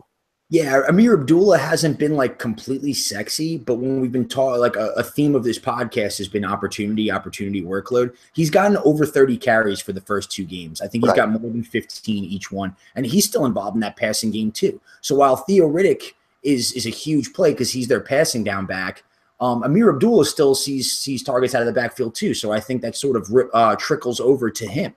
Definitely. So I agree with you there, Don. I really like both those backs going into this week. I like Riddick more than Abdullah, but I think Abdullah is a low-end running back too for me. Yep. So with that, you got anything else in this game? Probably not, I assume, right? No, I'm going to go with Atlanta and hope that Detroit loses. All right, I'm going to go with Detroit just because I don't think Atlanta is going to go 16-0, and on the road, I think that it's possible that Stafford steals this one late from them. We're going to go right over now to Tampa Bay at Minnesota, which is an even spread, straight up pick 'em. Let's give you a Bradford update. Bradford apparently was limited in practice. It was not really in front of the media, which is always a thing. Like, when guys are limited in practice, for instance, we'll get to Gronk later, but guys like this, like they'll practice doing like random drills, but then when the practice actually goes down, they're off the field. They're not going to practice Bradford all week, I would think, regardless. Probably not. So that's just something to keep in mind. Let's run right into this Vikings passing game here. We talked a little bit about it on the first part of this podcast. Thielen and Diggs, what are your thoughts? I think it's all dependent on Bradford. I think that if Bradford is out, I'm still possibly rolling Diggs just because I think they got to throw to someone. I think Diggs would be the guy that they're just going to keep scrapping to. I think if Bradford is out, Thielen does not play. Yeah, okay. See, my thought process is if Bradford is in, start Diggs, Thielen, and Rudolph. Right. If Bradford is out, all of them should sit. And the reason why is when I saw Case Keenum, like, and his distribution target wise to everybody, I may be off on like one of the numbers here, but I saw 6 to Diggs, 6 to Thielen, 6 to fucking Laquan Treadwell. No bueno on that shit. If Bradford is not the quarterback here, I want no part of it, any of it.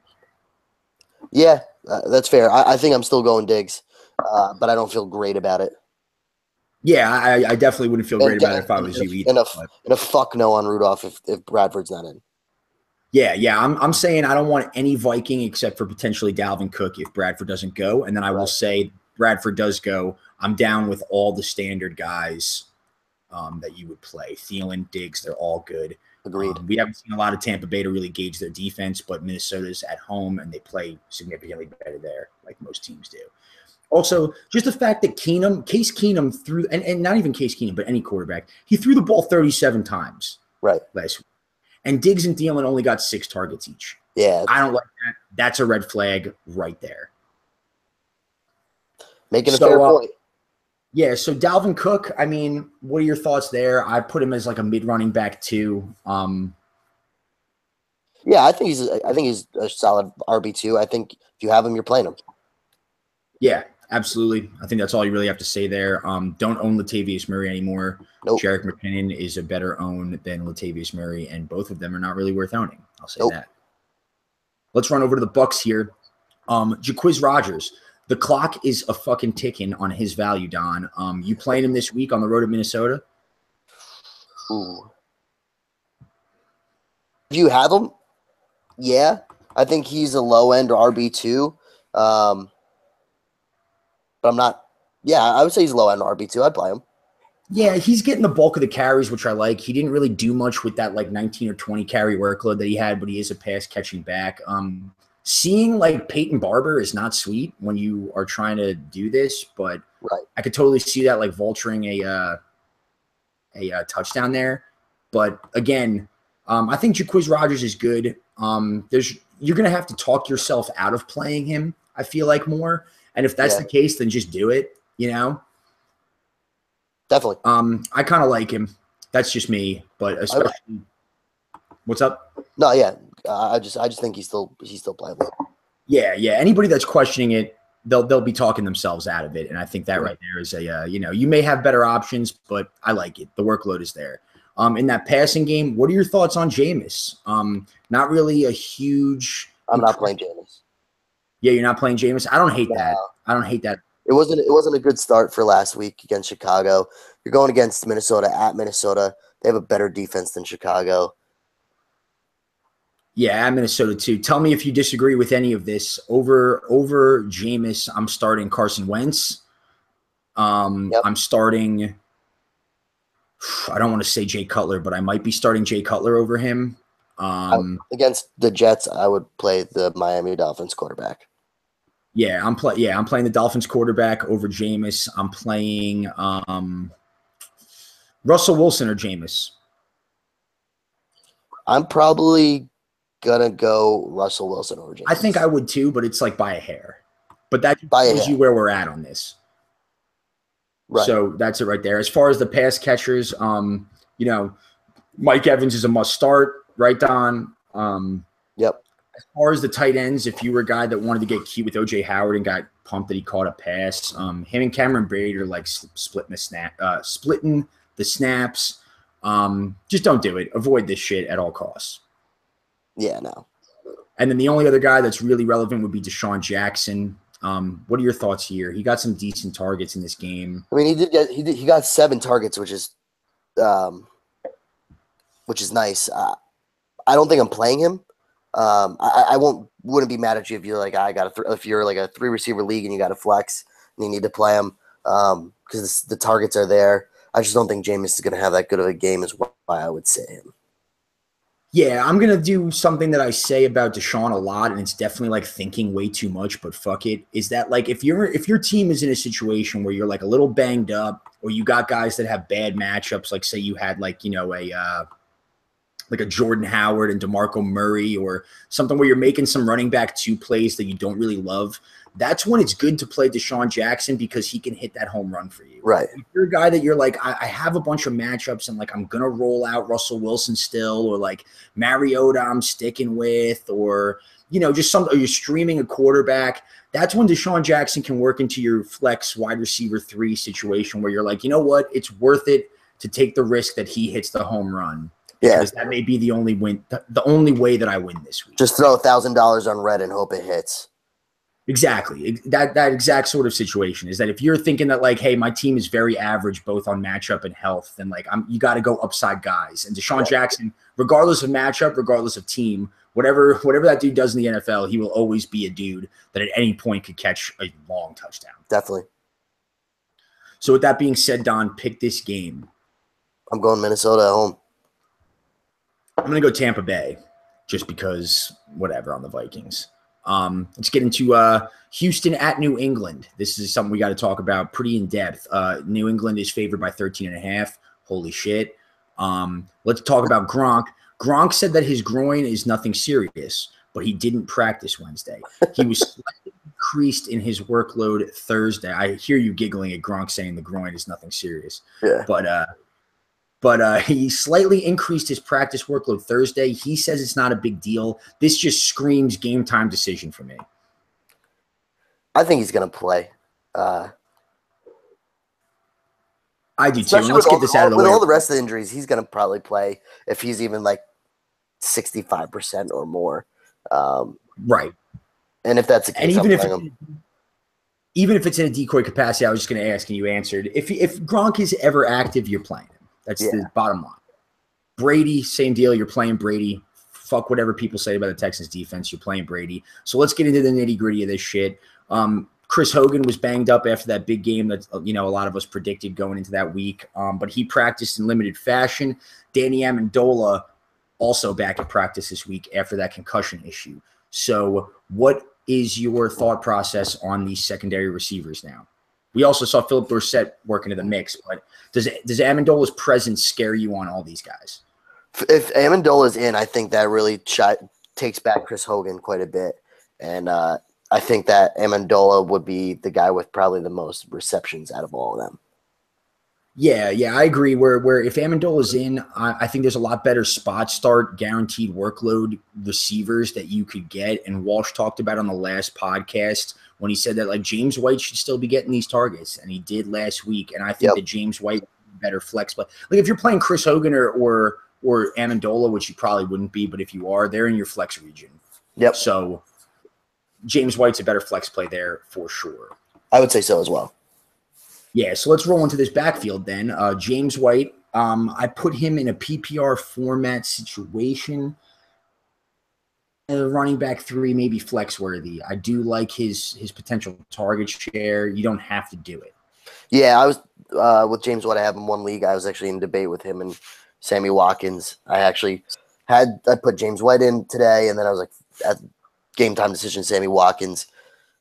Sammy Watkins probably got me flex value in a PPR league. So I think James White is right there at flex. I think him and Gillislee are the ones that you for sure know that you're going to have like at least a decent floor with and get some points out of them versus the rest of the running backs where you don't know if Rex Burkhead is going to catch that touchdown or not. I think these guys are more of your safer picks and should be in your lineup to play. For sure. And since we're recording this in the third quarter right now of the Rams-Niners game, to put it into context, Sammy Watkins right now has 4 catches for 92 yards. And unless James White were to score a touchdown, I think that's like right about where I would put him anyway. So that's a good decision. So, he kind of gets there. Let's talk about Mike Gillislee because Rex Burkhead was banged up and he caught the touchdown. But regardless of his injury status, which I'm not fully sure of, I wouldn't play him. So let's just talk about Mike Gillislee because that's all we really got here. Mike Gillislee is the LeGarrette Blount of this year. I mean, you're going to hope that he's on in the red zone, and if so, he's probably going to rush in for a touchdown. He's already got 4 touchdowns in 2 weeks. So he's not going to get you a whole lot of yardage, but they're definitely going to, on the goal line, and probably going to get a touchdown out of him. Yeah, Gillislee to me is a desperation play if you absolutely have to, which I'm in a league where I absolutely have to. You're hoping for a touchdown. That's it. Houston is not the best defense to hope for that against. That's really all I have to say there. It's not the worst play in the world, but you literally are banking on the touchdown because the dude is not factored into the passing game whatsoever. Let's flip it over to the Texans here, Don. There's really only one, maybe two or three guys to talk about. Let's talk about DeAndre Hopkins first. Let me ask you this question. Are you sitting DeAndre Hopkins this week? Against New England?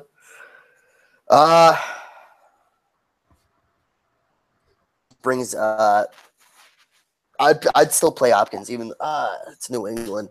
Yeah, I'm still gonna play Hopkins. New England has shown some holes in their defense this year. I know that they always take away your best player, but I still think that Hopkins is gonna be a very low end wide receiver 2, wide receiver 3. So, but I'm still going with him. Yeah, I would say when I thought about this question myself, I had the exact reaction that you did, like, yeah, do it. Because the volume is there. That target share is crazy. You can't ignore that. The Texans are going to get blown out. Yeah. Deshaun Watson is going to have a terrible game. Rookie quarterbacks in New England against Bill Belichick are 0-8 with 5 touchdowns and 16 interceptions. I'm not expecting a lot from Hopkins, but what I am expecting is double-digit targets. And that enough is, I don't know how it's going to go, but to me, that's like a fucking go for it. Definitely. Other than that, the only real other guys that you're going to potentially play here are Lamar Miller. We saw Deontay Foreman come back into the fold as people expected that he would. He looked a lot better than Lamar Miller. What are your thoughts on these guys? I say sit both hard. Dude, Lamar Miller blows. Lamar Miller does blow. Also, Sammy Watkins just caught a touchdown for you. I know, which is great. Yeah, I'm going to say sit them both too. Especially like I'm in a league where I have Theo Riddick was my 4th running back that I took, and it's a full point PPR. Like I'm removing Lamar Miller, I'm keep putting Theo Riddick in there, and I have McCaffrey in there too. So should be really a battle between McCaffrey and Lamar Miller, and I'm going to keep all those guys before Miller in there. You're talking about the worst yards per carry ground and pound team in the NFL against the best team, possibly, theoretically, I should say, in the NFL. They're going to go up on them. The Texans are not going to be running the ball as much. It's a no bueno for me. If you have to play one, I'm picking Foreman. That's fair. All right, so with that, Don, let's pick this game. Yeah, New England. New England, hell yeah. Seattle at Tennessee. Tennessee is a 2.5-point favorite. Corey Davis already ruled out. Did I read that correctly, Don? He's injured. Not going to play. I'm going to double check that as I ask you some. You know what? I did not even check that. I believe he is out though. Yeah, he did not practice. Won't play Sunday against the Seahawks. He is out. Okay, cool. So DeMarco Murray, they say that he did not practice, but they do expect him to practice Friday, which is annoying as shit. Yeah. What do you make of this backfield at home against Seattle? I think you probably see DeMarco Murray start the game. We have a better game. Yeah, I'm all in on Derrick Henry this week. We just saw Carlos Hyde completely gut the Seahawks, which is sort of surprising, but still fucking.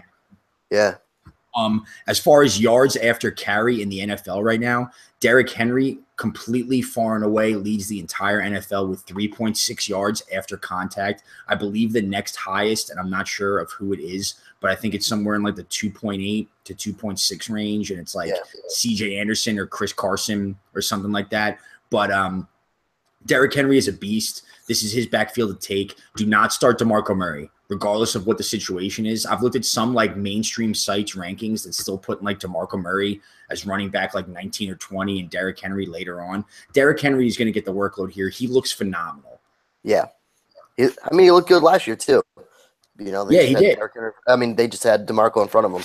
So I think Derrick Henry is a mid to low running back 2, which means you should find your way into your lineup. DeMarco Murray, hold on to that shit. I hope you have both of them, but don't play DeMarco Murray whatsoever. There's better options out there. Definitely. So as we talk about Corey Davis, Don, Eric Decker, and pretty much a lot of the Titans receivers have looked relatively subpar. Are you starting any of these guys against Seattle? No, I think, but I think if anyone's surprisingly going to have a good game, I think it's going to be Rashard Matthews. Mm-hmm. I think it's possible. I'm not willing to bank on it. I also think Taywan Taylor, who started to get a little work last week as a speedster for the Titans, is worth owning, not starting. I'll be honest, the only Titan that I'm starting this week is Derrick Henry. Sure. Mariota, people are rightfully off him. Sorry, who was that had a big catch? People are rightfully off Mariota. Quarterbacks have not. I mean, it was Brian Hoyer against them last week, but Aaron Rodgers did not look great against them. Walsh fucking dropped Mariota in our league, which I don't think is the worst decision, but surprised the shit out of me. And he's fallen down into that streamer category. It seems. Yeah. I still think better days are ahead, but that's the only Titan I'm starting. You agree? I'm actually starting Delaney Walker because I'm not playing Eifert again. Delaney no, Walker, that's a good call. I think Delaney Walker's still a startable tight end for you. Yeah, no, that's my fault. I agree with that, Delaney Walker, especially with the tight end situation now. He's like tight end 6 or 7 going into the week for sure. So let's flip it over to Seattle. Jimmy Graham probably won't play, and something that's just I want to say that's hilarious about this is just that Jimmy Graham, like if you own Jimmy Graham, drop him. Jimmy Graham blows, and the best stat to show that is that Jimmy Graham got hurt last week, and then Luke Wilson, who everybody knows has like been a long-term like secondary tight end for them, came in and on 3 catches bested Jimmy Graham's season stats so far. So Jimmy Graham has 9 receiving yards on the year. Luke Wilson immediately had 3 catches for 23 yards. And it's like, wow, you are already a more serviceable fantasy tight end than Jimmy Graham with like 2 quarters of being the main guy. Yeah. Fuck that situation. The Titans defense isn't necessarily great, but Jimmy Graham shouldn't go. If he does, I don't give a shit. No, I'm not playing him. We've already gone over the whole who you could stream for tight ends. Put Kobe Fleener in there before you're putting in. For sure. So let's talk about Russell Wilson. Russell Wilson is kind of a victim of the old Drew Brees, Matt Ryan, Ben Roethlisberger situation where he is pretty fucking shitty on the road regularly. Yeah. Awful to start the year.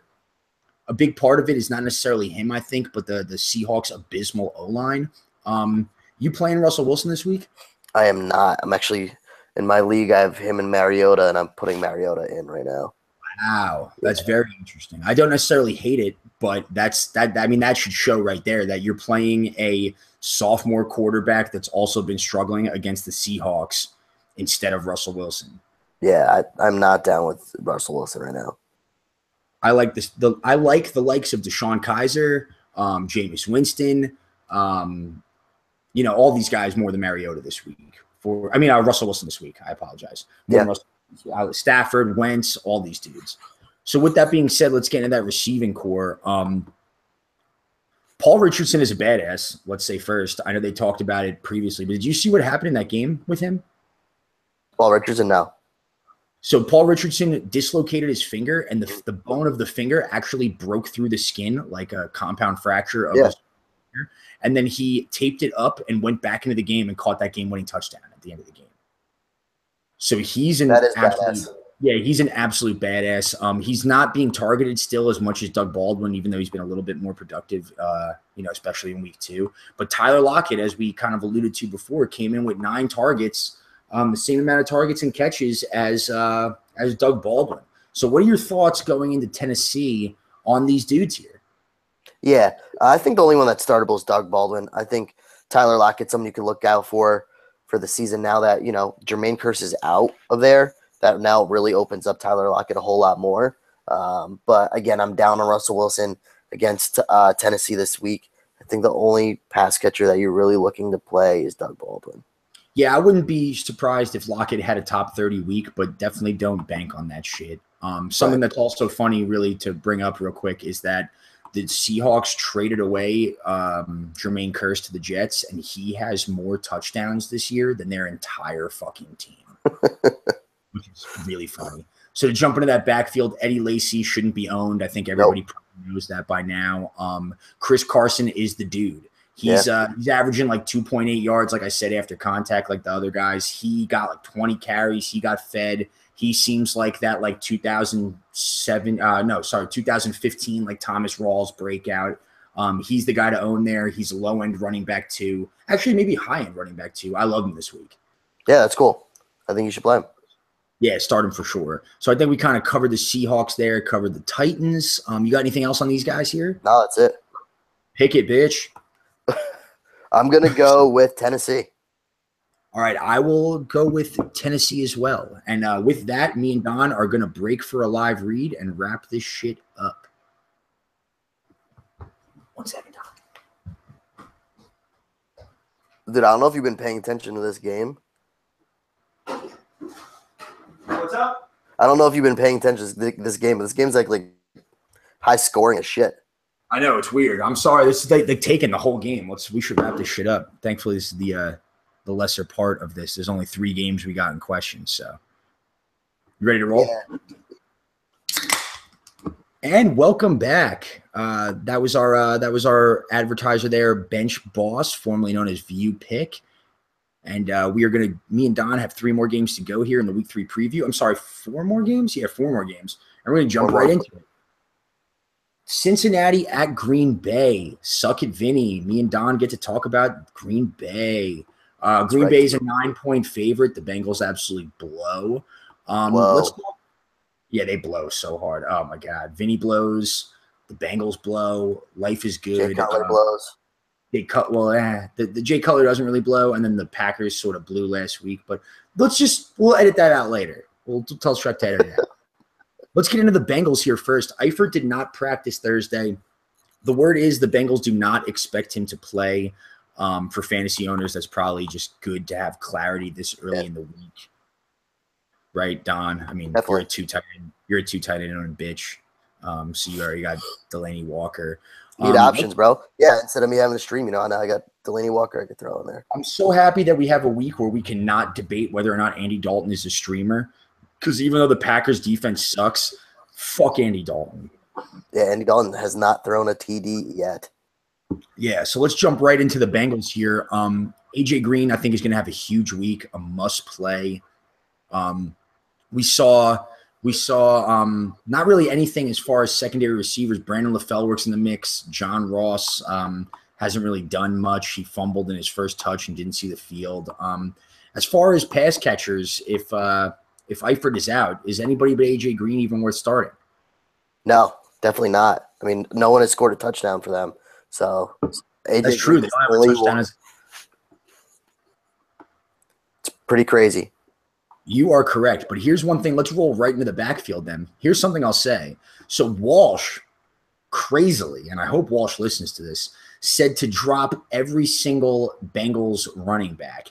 And I will say that he said drop every Bengals running back for Buck Allen, but I'm just going to dictate this and sort of steer it toward my narrative of saying that Walsh is stupid, because I think that Joe Mixon's breakout week is this week. Bill Lazor takes over as offensive coordinator, and I think that they've kind of hinted at the fact that they want to have a feature role in that backfield. And while Joe Mixon has not looked impressive at all, I think that the Bengals, who absolutely suck, are just going to be like, what the fuck do we have to lose other than just feeding Joe Mixon the ball this entire time?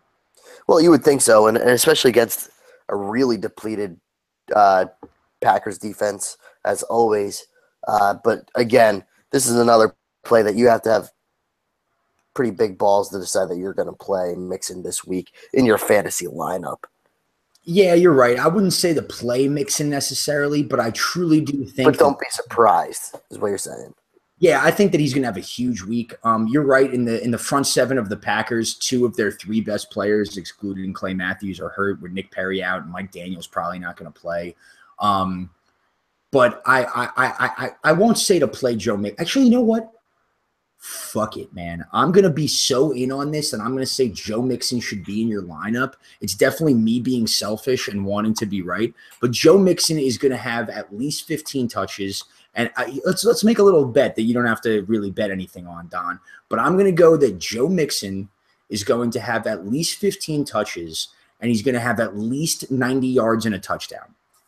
90 yards and a touchdown. 90 yards and a touchdown. And when I say that, that's all-purpose yards, and it could be a receiving touchdown, whatever. I'm saying at least 90 yards and a touchdown and at least 15 touches. All right.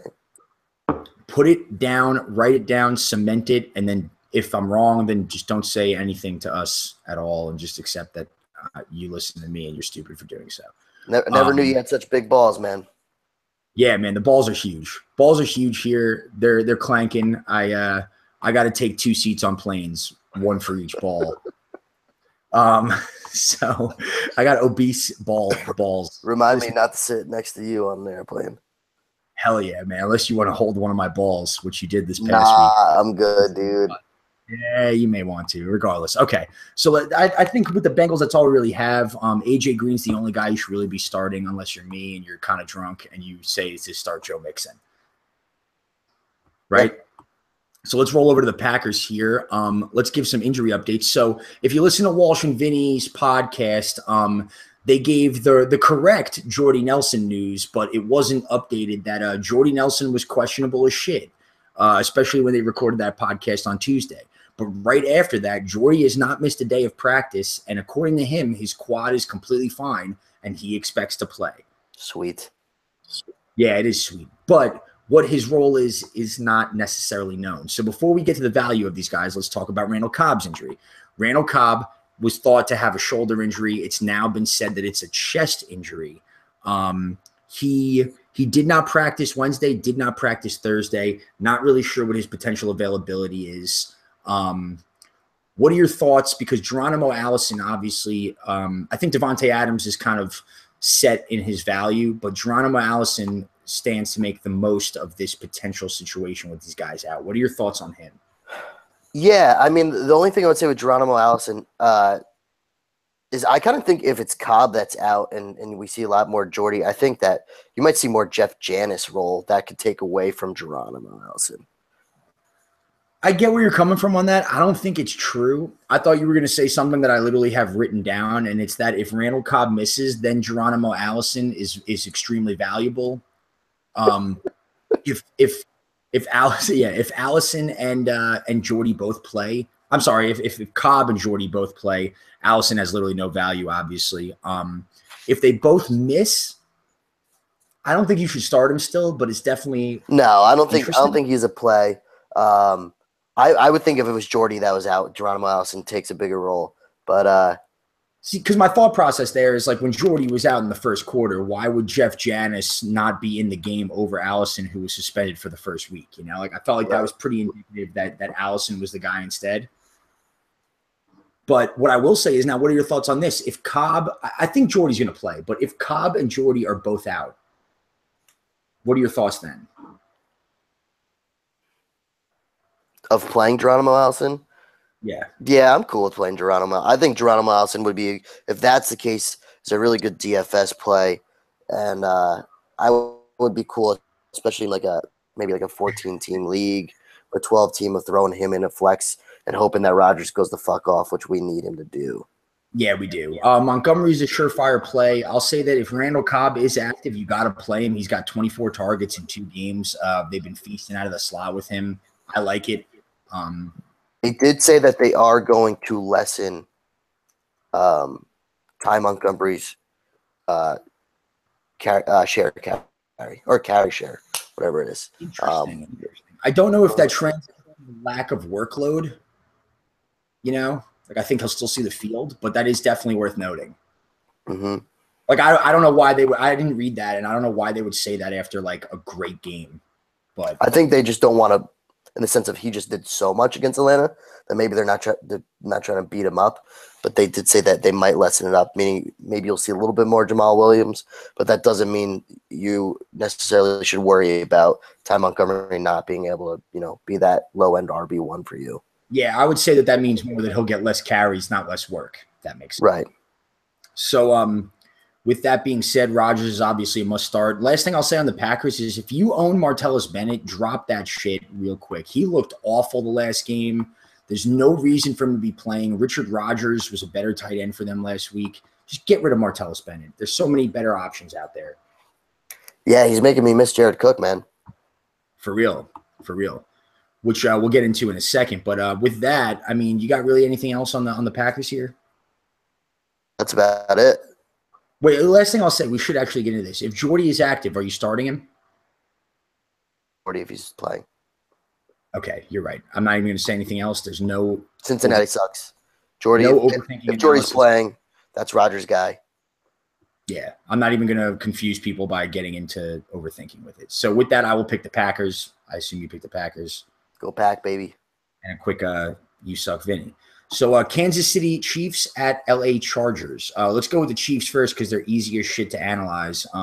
Kareem Hunt forever. He's the reason that I am 8-0 in all my fantasy leagues. If you listen preseason, I own a shitload of share in Kareem Hunt's, and boy, am I horny. You should be horny, dude. There's nothing actually more that I enjoy in the past 2 weeks than the Than my horniness? No, dude, no. I've already heard enough about your balls, dude. I don't need to hear more about your horniness. Have you seen the videos of a message from Kareem Hunt? And it's literally like a 2-second blurb of him just being like, "Should have started me, idiot." It's great. Yeah. And then the next one, after that, the next one that was that quick was just "You're welcome." I love it. I can't wait to see the next week's. It's great. They were great. Kareem Hunt could be the pick of any draft that happened, so start him. Jason Verrett for the Chargers may be out again. It doesn't really matter. You're starting Tyreek Hill and Travis Kelce anyway, right? Definitely. No really other Chief, receiver, running back to discuss. Alex Smith. Can you really justify not playing him for anybody that is picking him up to do so? No, I think Alex Smith against the Chargers is still a safe bet to play. Yeah, efficient as shit. And if Jay Cutler did okay against him, then yeah, I hope so, right? I mean, yep. It's got. So let's just move on from the Chiefs right there and get into the Chargers. Melvin Gordon had an abysmal week last week, only 9 carries, not really his fault.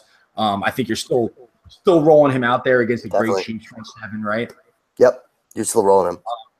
Yeah, Keenan Allen, I think, is obviously a fine play. Not really much to discuss there. Tyrell Williams, I think Tyrell Williams is a great flex option this week, PPR or standard. Yeah, I'm down with playing Tyrell Williams. Yeah, his target share has been there, and actually last week, week 2, he led all wide receivers and tight ends and everything, including Keenan Allen, in snaps. He's been on the field a lot. He's a red zone target. I see this as being a big week for him, possibly. Yeah, definitely. So I like that. Phillip Rivers, how do you feel on him? I put him. I mean, if you have him, I'm okay with it. I would probably. Let me throw 3 names at you. Rivers or Stafford? I'm playing Stafford over Rivers this week. Rivers or Alex Smith? I'm playing Alex Smith. Rivers or Russell Wilson? Oh, Rivers. Okay, so that kind of hovers in. I mean, we've talked about quarterback value enough to where you kind of know where he falls for us there. Rest of the Chargers, we saw Antonio Gates set that all-time touchdown record by a tight end last week. That was pretty sweet. Flip side of that, though, Hunter Henry. I'm getting down on Hunter Henry. Caught all 7 of his targets last week. Him and Gates are still kind of splitting the snap share, but in that tight end pool of Jared Cook, Charles Clay, Kyle Rudolph, fucking everyone else that we've talked about, he's right there, right? Yep. I would say so. He's got the targets. Rivers is going to sling the pig, so. There you go. I like that. So with that, Don, who you picking in this shit? I'm going with Kansas City. I'm going to go with Kansas City as well. They're the best team in the AFC right now. Oakland Raiders at Washington Redskins. Raiders are favored by 3. Jordan Reed, let's get into the Redskins first. Oh, Sammy Watkins may have gotten you. Yeah, touchdown / possible fumble. Nah, not a fumble. He was down already. If anything, he was down before the goal line. But regardless, people don't care. Jordan Reed, who is hurt for eternity, actually limited in practice and did practice on Thursday today. Rob Kelly also says that he will definitely play, but will wear a protective pad, which is just so jokes. Yeah, it is a joke. I think Chris Thompson is your guy that you would play in the backfield of the Redskins. Yeah, Samaje Perine got a huge workload out of that Rob Kelly injury. But if Rob Kelly is active, you shouldn't play him. That's a touchdown too, Don, by the way. You shouldn't play him. And I wouldn't be playing Perine or Rob Kelly. I honestly wouldn't love fully Chris Thompson, even though it's if Rob Kelly's active, I don't love it. I may be wrong in saying so, but I just think that don't buy in on that last week production too hard. Yeah, I mean, Chris Thompson's their returner too, though. So if you have, if you do return yards, I think Chris Thompson's an okay play. That's true. And now that I look at it, this should be a pretty much shootout of a game on Sunday Night Football. So I guess it's not the worst play in the world, but I just don't play him thinking that what happened last week is something that's going to happen. Play him because there's other situations in your lineup. Yep, I agree. Yeah, I think he's the best backfield play for sure. So one thing I want to say, and Vinny and Walsh talked about this, Terrell Pryor. What are you doing with this dude? I'm still playing Terrell Pryor. He sucked. Yeah. He sucked. Yeah, but Kirk Cousins has kind of sucked too, though. Okay, you know what? I was testing you just to not be biased on what I was saying, and I agree with that you still got to roll him out there. I think this is the breakout for Kirk Cousins. And part of what we said about Cam Newton in the last podcast, if Kirk Cousins doesn't do it this week, then it's over. Kirk had a really bad game the past 2 games, but Terrell Pryor, first week, I mean, he had a shit ton of targets. Yeah, he had 4 targets this past week, but they sucked. I think the only thing that concerns me is that being in LA, I watched that whole Redskins game, and when Kirk was sucking, it was I was pass the ball, but they were running the ball so effectively. So it was hard to be no, don't run, pass, because they were just getting it done on the ground. Right. But then Rob Kelly got hurt. And then it was okay, maybe now they'll throw more, and they just still were running the ball. Granted, they were running the ball so well, so it's hard to really judge it on that. You're right that I'm still starting Pryor. What are your thoughts on Crowder? Crowder, I'm not playing. He's a little bit banged up, if I'm not mistaken. I gotta call Walsh out. Got to call Walsh out because I promised that I would, and it's an isolated situation that he can get me back on later. But on the last podcast, Walsh said, since they snuck into our Week 3 preview shit, Walsh said that he's starting Jamison Crowder in a good matchup over Jordy Nelson, and then in our league, Don dropped Jamison Crowder today. Wow. So what are you doing, Walsh? Are you trying to steer all of us wrong and giving fake info to better yourself? I don't think Walsh is invested in his own word. Right. Is Walsh a bitch that doesn't back up what he says, or what's up? So he's going to say that Redskins, in Walsh's defense, I'll say that I called him out on it privately, and he said that this is a good matchup, but he doesn't like Crowder going forward. And then he was also my team's so good, I don't need Crowder, blah, blah, blah, all this shit. We just turned that private conversation to real fucking public. Oh, yeah. I'm going to upload our entire text message conversation over the past 6 months to the Let's Talk Fantasy Football app. Down. Yeah, this is going to be more viral than Kevin Durant's Twitter issue. There you go.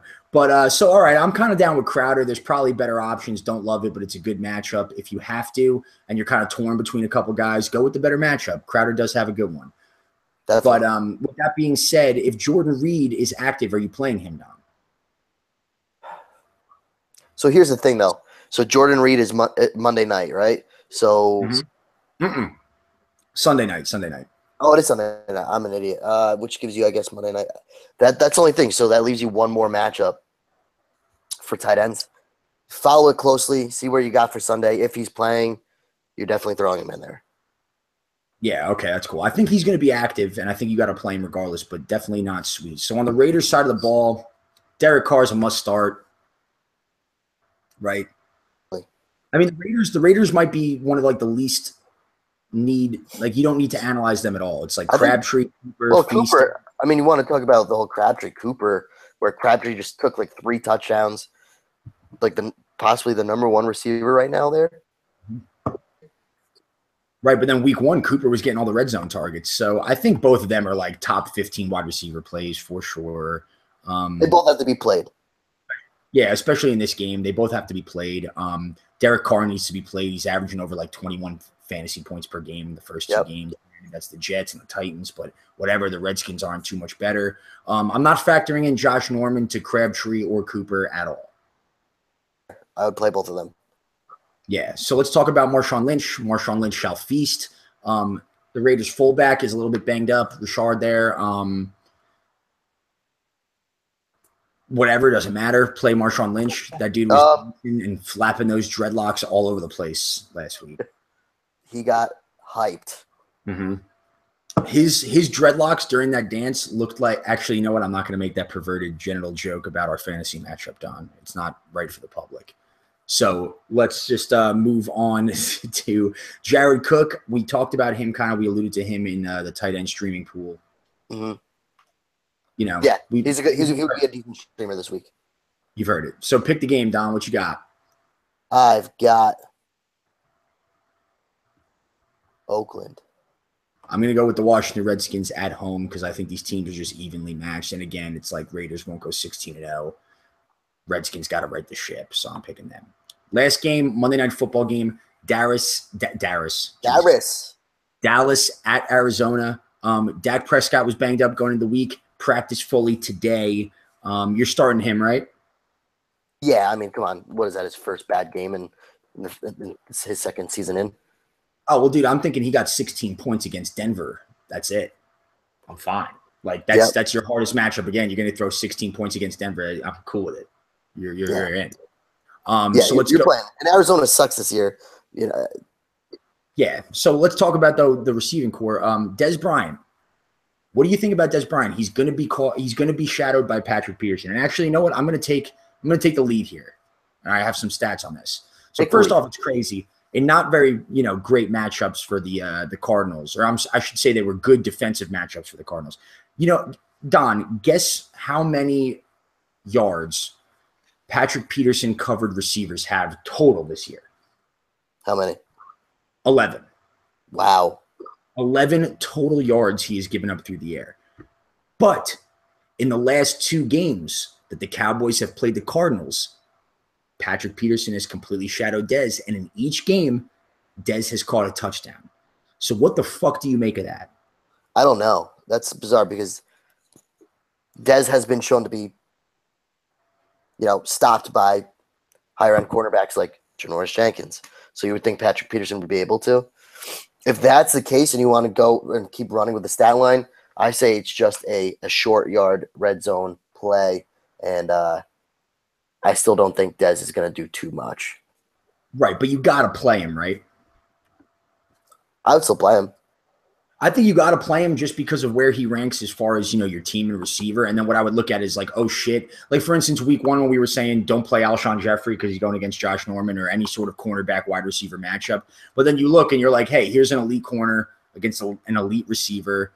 And then you're like, but wait, he's caught a touchdown in each of his last two matchups against him, even though Patrick Peterson's dominant. Granted, also Patrick Peterson covered, T.Y. Hilton against Jacoby Brissett throwing, and whatever, I can't think of the first game that they had, but it was a similarly bad offense. Detroit. Yeah, Detroit. So like Marvin Jones, he was probably covering. He's not covering in the slot. So it's not incredibly impressive. I think you got to play Dez. Yeah, you're still playing. Yeah. With that, I think the only other guys you're playing, we're going to talk about right now. Do you think Ezekiel Elliott you're playing, right? Obviously. Yeah, don't be afraid at all. And then is Jason Witten for real? I kind of like about Jason Witten. I think that Dak really finds him as a safety blanket. And, I mean, Jason Witten couldn't really get any slower than he's already been because he's always been slow, but really good route runner. He had a lot of passes thrown to him against yeah. I think Jason Witten, at least for the first half of this year, is very real.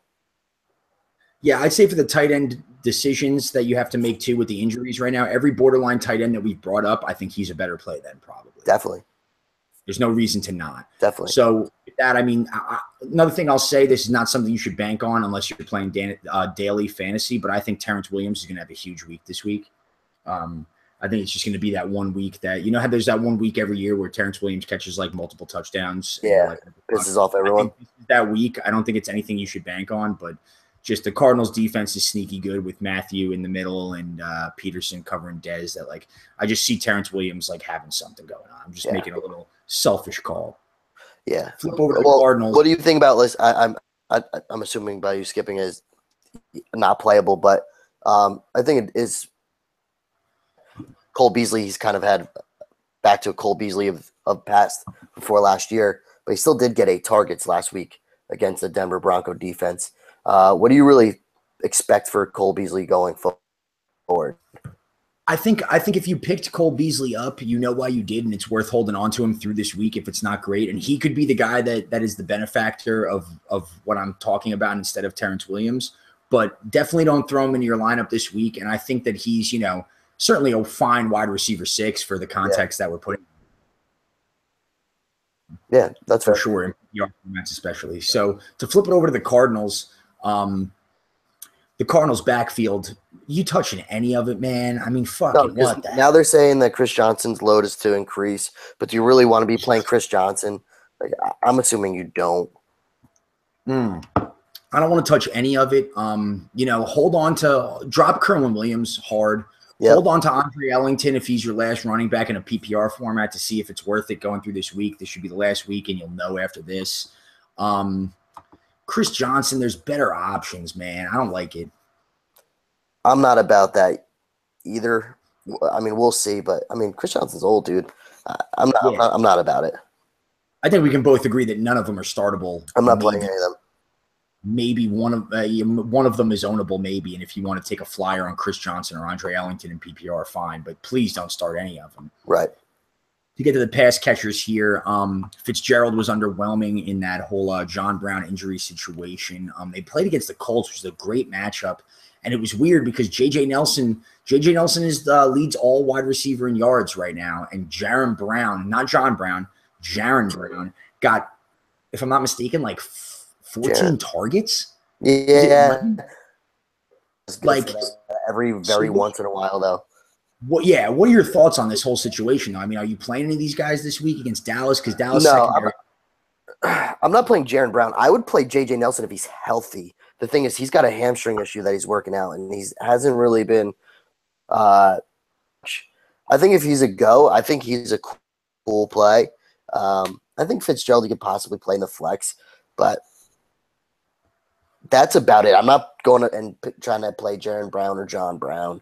Jaron Brown, he's going to get that every once in a while. Anyway. Yeah, people talk about Carson Palmer as a streamer too, and I don't love it because there's so many better options. I would even take a possible like Sam Bradford situation. Yeah.